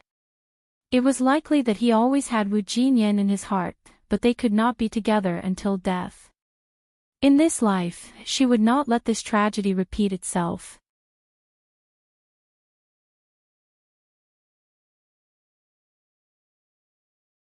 Chapter 19, Exposed in the Marquis Manor. Su Yingxue drugged Su Jinxian and made the people around him surrender, so he was unable to return to the Marquis Manor to report. Therefore, Su Yuro and Su Dingheng still did not know what had happened at the Wangjiang Tower. When she saw Su Yuro leisurely walking in the manor, she couldn't help but sneer. "Younger sister has always been meek, why would you not listen to father's words?" Su Yuro was shocked. "Sister. What are you talking about? I just came out to relax." Her weak eyes were filled with vigilance.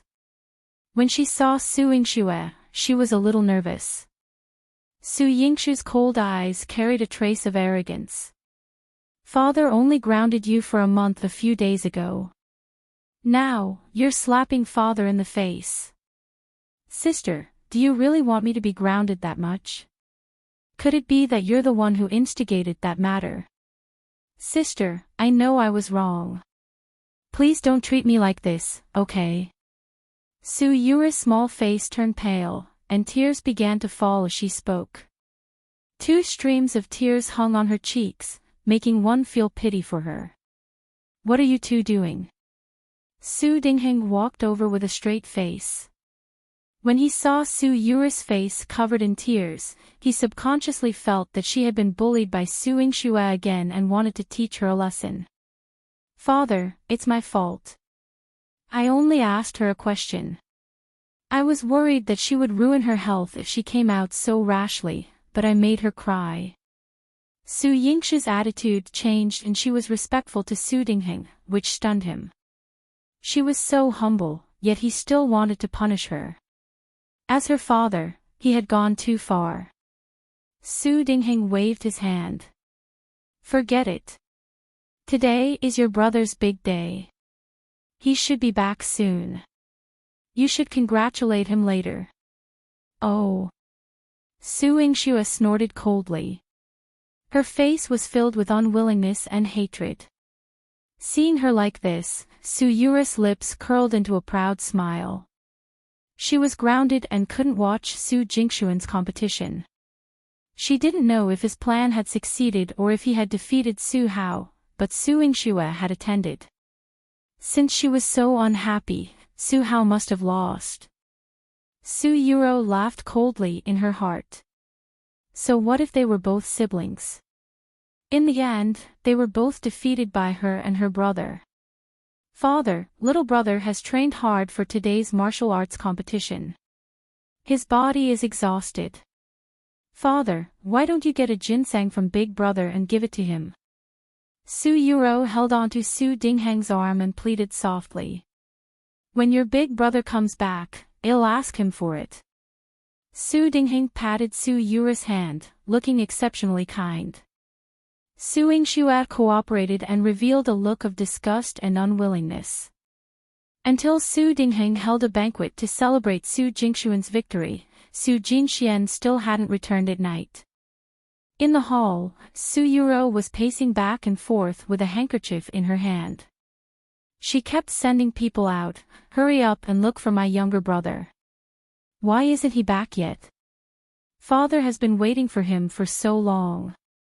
Su Dingheng also had an impatient look on his face. If it wasn't for the fact that Su Jinxian had won the competition, he would have lost his temper long ago. On the other hand, Su Yingxue's previous unwillingness had turned into calmness, causing Su Yuro to panic. She probed Su Yingxue, Sister, why didn't my younger brother come back? Why didn't big brother come back either? Did they get injured when they fought? She was testing whether her original plan had gone awry. Su Yingxue took a sip of tea. Eldest brother is indeed injured. Su Yuro immediately felt relieved. It was fine as long as Su Hao was injured. Su Jinxian would definitely harm him according to the original plan and win the competition. However, the group of people she had just sent out came back and said, Second young miss, we didn't find the second young master, and what? Why were they still outside after the assessment and not coming back to celebrate? Pass on my words, tell him to scram back here. Even though he doted on Su Jinxian, Su Dingheng still lost his temper at this moment. Thinking of Su Hao's peace of mind, he couldn't help but feel a little guilty. The eldest young master was injured, send someone to bring some medicine over. No need, Su Hao's voice sounded faint. He was dressed in a black tight-fitting robe, and his bearing was extraordinary. Su Dingheng frowned slightly. Aren't you injured? Why aren't you resting in the house? It's just some superficial injuries. Su Hao's attitude towards Su Dingheng was indifferent. He naturally walked over to Su Yingxue and sat down. Brother, are you done resting? Su Yingxue winked at him playfully. Su Hao patted her head and smiled gently. Yes, so I came to ask second brother why he surrendered today and didn't even show his face. Su Yingxue smiled. It was indeed her big brother's style. What? Surrender? Su Yura's face turned pale. How is that possible? Why would my brother surrender? He was clearly prepared, it was foolproof. Su Hao's injuries wouldn't recover so quickly. He had even prepared medicine. He would definitely defeat Su Hao. Why would he surrender? He surrendered. This unfilial son. Su Dingheng was so angry that he banged the table a few times. He was boasting shamelessly in front of me earlier, saying that he was confident that he would win and that he would be given an official position. He even asked me to throw him a big banquet to celebrate, but Su Dingheng's face was flushed red. The son he had doted on since he was young had actually done such an embarrassing thing. He wished he could give him a good beating. Father, don't you know that Su Jinxian surrendered? Su Yingxue looked at Su Dingheng curiously, and there was a trace of pity in her eyes. Su Dingheng was even angrier. He had a very dark expression. How would I know? His anger immediately turned to Su Yuro. Didn't you say that your brother won today? You also deceive me. The two of you are trying to anger me to death. Father, I don't dare to. Su Yuro immediately knelt down and cried her eyes out. Little brother is full of confidence. As his elder sister, how could I doubt him? Moreover, my younger brother has always been diligent in his studies and training. I thought that big brother would give him some guidance in the field. Who knew that he would be so scared that he would surrender? Boo-hoo, Su Yuro's sobs were filled with accusations towards Su Hao. Su Hao's face was serious, and his voice was sonorous. The martial general assessment is extremely strict. I will never back down, nor will I cheat for him. How can a useless man be a general? If he was like this on the battlefield in the future, where would he put the lives of the soldiers and civilians? What would happen to the reputation of our dynasty? Su Yuro had never been so harshly spoken before. She was so frightened that she didn't know what to say. Su Dingheng's face was also red from embarrassment. Hao is right. Jin Xian was too outrageous. Ruer, you're also deceiving your father with him. Su Dingheng was furious. The two children he had carefully nurtured had been performing worse than the other recently. He was really disappointed. Father, it's my fault. I'm willing. Before Su Yuro could finish her sentence, she lost her breath and fainted. Su Dingheng's anger had yet to subside, but his heart ached again. He quickly asked the servant maids to help Su Yuro back. Yuan Ruo was still thinking about the ginseng for Su Yuro. Marquis, if there is ginseng to be decocted and consumed, Miss Body will definitely recover faster.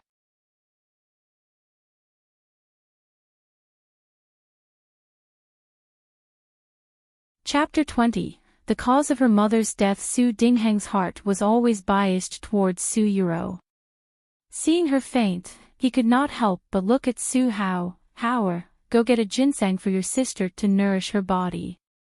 Su Hao's expression was indifferent. The ginseng belongs to my younger sister. Ruer is also your younger sister. Before Su Hao was going to blurt out that she wasn't, Su Yingxue beat him to it and said, Father, brother didn't want to give her the ginseng, it's for her own good. She fainted because she was so angry. If she took the ginseng now, her internal fire would be so strong that it would directly take her life. Su Dingheng was shocked. Is it really that serious? Since father doesn't believe me, then let's try. It's not difficult to prepare the funeral in the manner. Su Yingxue looked at Su Hao gently. Brother, go get a ginseng for your younger sister. As for whether she can enjoy it, no need. Su Dingheng trembled. Your sister's body is weak. She can't take such nourishment. He turned to look at Yuan Ruo. You damn servant girl, are you trying to kill Ruer? Hurry up and help her back to rest. Yuan Ruo did not get the ginseng, and Su Dingheng even berated her, causing her to shrink her neck and leave.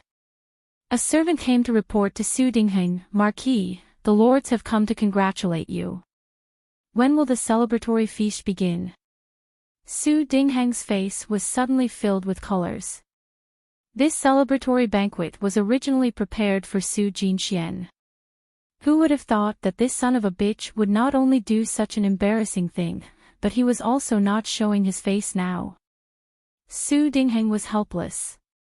He looked at Su Hao as if he was asking for help. Hao, since you won today, I've prepared a celebratory feast for you. I've even invited a few of your uncles. Look, he was so guilty that he didn't dare to keep looking at Su Hao. Su Hao was straightforward. Father prepared it for second brother. It's not convenient for me to appear, so I'll send my sister back first. After Su Hao finished speaking, he left with Su Yingxue. The siblings stood tall and straight, and their bearing was outstanding, making people admire them. Su Dingheng stomped his feet angrily in the living room. On the way back to the courtyard, Su Yingxue was still a little surprised. Brother, you have never lost your temper with father before, nor would you embarrass him. Tonight, he is destined to embarrass himself. Su Hao's face was tense, and his gentle eyes were covered with a layer of frost. He asked for it. It has nothing to do with me. You hate father. Su Yingxue was sensitive enough to notice that Su Hao's eyes flashed with a trace of blood. In her memory, Su Hao had always been indifferent to Su Dingheng. She thought that it was because Su Hao had been raised by his grandfather since he was young. However, it seemed that there were still things that she did not know. If I had a good father, mother wouldn't have died. You are also the beloved daughter of the Marquis Manor, and these years wouldn't have been so difficult. Su Hao closed his eyes to hide the pain in his eyes. Su Yingxue was shocked. Her mother had passed away after giving birth to her. She had never even seen her mother's face. In her previous life, she had never investigated the cause of her mother's death, but now she had to. Brother, who harmed mother? Su Yingxue wanted to know so badly. Su Hao's eyes suddenly became clear as he patted Su Yingxue's shoulder. It's my fault. Why did I bring this up? Mother is in heaven and will only hope that you and I will live well. Sister, rest early. Su Hao pushed Su Yingxue into the courtyard and turned around to leave. He knew that his sister was different from before. In the past, he couldn't even wait to protect her, so why would he mention their mother to her? Now that he knew that she was different, he only wanted her to live well. When Su Yingxue returned to the courtyard, she could not calm down for a long time. The cause of her mother's death lingered in her mind. She called old Madame Zhang over to ask. Old Madame Zhang looked troubled and stammered, Miss, it's better for you not to know about Madame's matters. Speak. Su Yingxue's eyes were bloodshot. Miss, please forgive me. At that time, I was not serving in the courtyard. I only heard that Madame had an affair with someone and was discovered by the old master. At that time, she had a hard time giving birth when she was pregnant with you, that's why she, Su Yingxue gritted her teeth. This is impossible. Although she had never seen her mother, she would never believe this. Old Madame Zhang was so frightened that she trembled. Miss Peerless' appearance was very similar to Madame's, and her pair of eyes were even more beautiful like glass. However, when she had hostile eyes, it made people afraid. Forget it. Su Yingxue closed her eyes and restrained her hostility. She wanted to investigate the cause of her mother's death. There was still a long way to go. The most important thing now was to grasp the power of the Marquis Manor in her hands. She took out dozens of taels of silver and gave them to old Madame Zhang. This is the salary for this month. You and Jilan will distribute it later. The other 5 taels are for your quick work today and not letting Su Yuro get wind of it. This. Thank you for your grace, miss. Old Madame Zhang happily kowtowed to Su Yingxue. She had originally suspected that Su Yingxue would not be able to take out the silver to treat them well, but now that she had the silver in her hands, this heavy feeling made her even more determined to be loyal to Su Yingxue. Su Yingxue received news from Manager Qi that a patient had already come to make an appointment. She told old Madame Zhang to look after the courtyard and took Jilan to the medical center. Manager Qi was waiting for her in the inner hall and even prepared a black bamboo hat for her. "Miss, this patient is generous." He paid 1,000 taels of silver as a deposit and said that if Miss can cure the patient, he will give you an even more generous reward. Su Yingxu's gaze swept past the plate of silver ingots. "I understand. Miss, the carriage is waiting in the rear courtyard to bring you over." Su Yingxue nodded. Before she left, she asked her, "Did Miss Wu see the recruitment notice? Did she come to apply?" Manager Qi shook his head. "I specially sent someone to the minister's estate to send out a few advertisements, but I didn't see Miss Wu come. I believe that Miss Wu, as the miss of the minister's estate, even if she wanted to work in the medical scene, she wouldn't be allowed. It was not easy for a woman to come out to work, let alone the daughter of the minister's estate." Su Yingxu's eyes were filled with pity. If Wu Jinyan could not even solve this small matter, then her ability was indeed not worthy of Su Hao. Su Yingxue was dressed in a black outfit and a black bamboo hat. She got into a low-key and luxurious carriage. There was a fine wool blanket in the car and an incense burner. The smoke curled up, making it especially relaxing. However, Su Yingxue began to calculate the patient's identity. It had been 5 minutes since the carriage left the center, and the outside of the carriage had gone from bustling to dead silent. She was carried into the manor by a sedan chair, and there was not even a cough. What a strict place. "Doctor, we're here." Su Yingxue alighted from the carriage at the entrance of a courtyard. The courtyard exuded a dignified and cold aura. The pillars painted with red sandalwood and gold indicated the owner's rich financial resources. The coiling dragon pattern on the pillar indicated his identity. The people of the royal family were dragons among men. Which prince's mansion was this? Su Yingxue was puzzled as she walked. When she missed Chu Qingye, she went to his mansion. It was very imposing, but it was far from being as majestic as this place. Su Yingxue could not guess the patient's identity, and her eyes had a trace of doubt. "You're tuning into the LoveLore Library YouTube channel. We're so grateful for your support, and don't forget to subscribe to join us on this incredible journey through captivating stories. Your generosity through donations truly makes a world of difference, as it's the primary source of revenue that allows me to expand and enhance this channel for you. Thank you from the bottom of my heart for being a part of this adventure.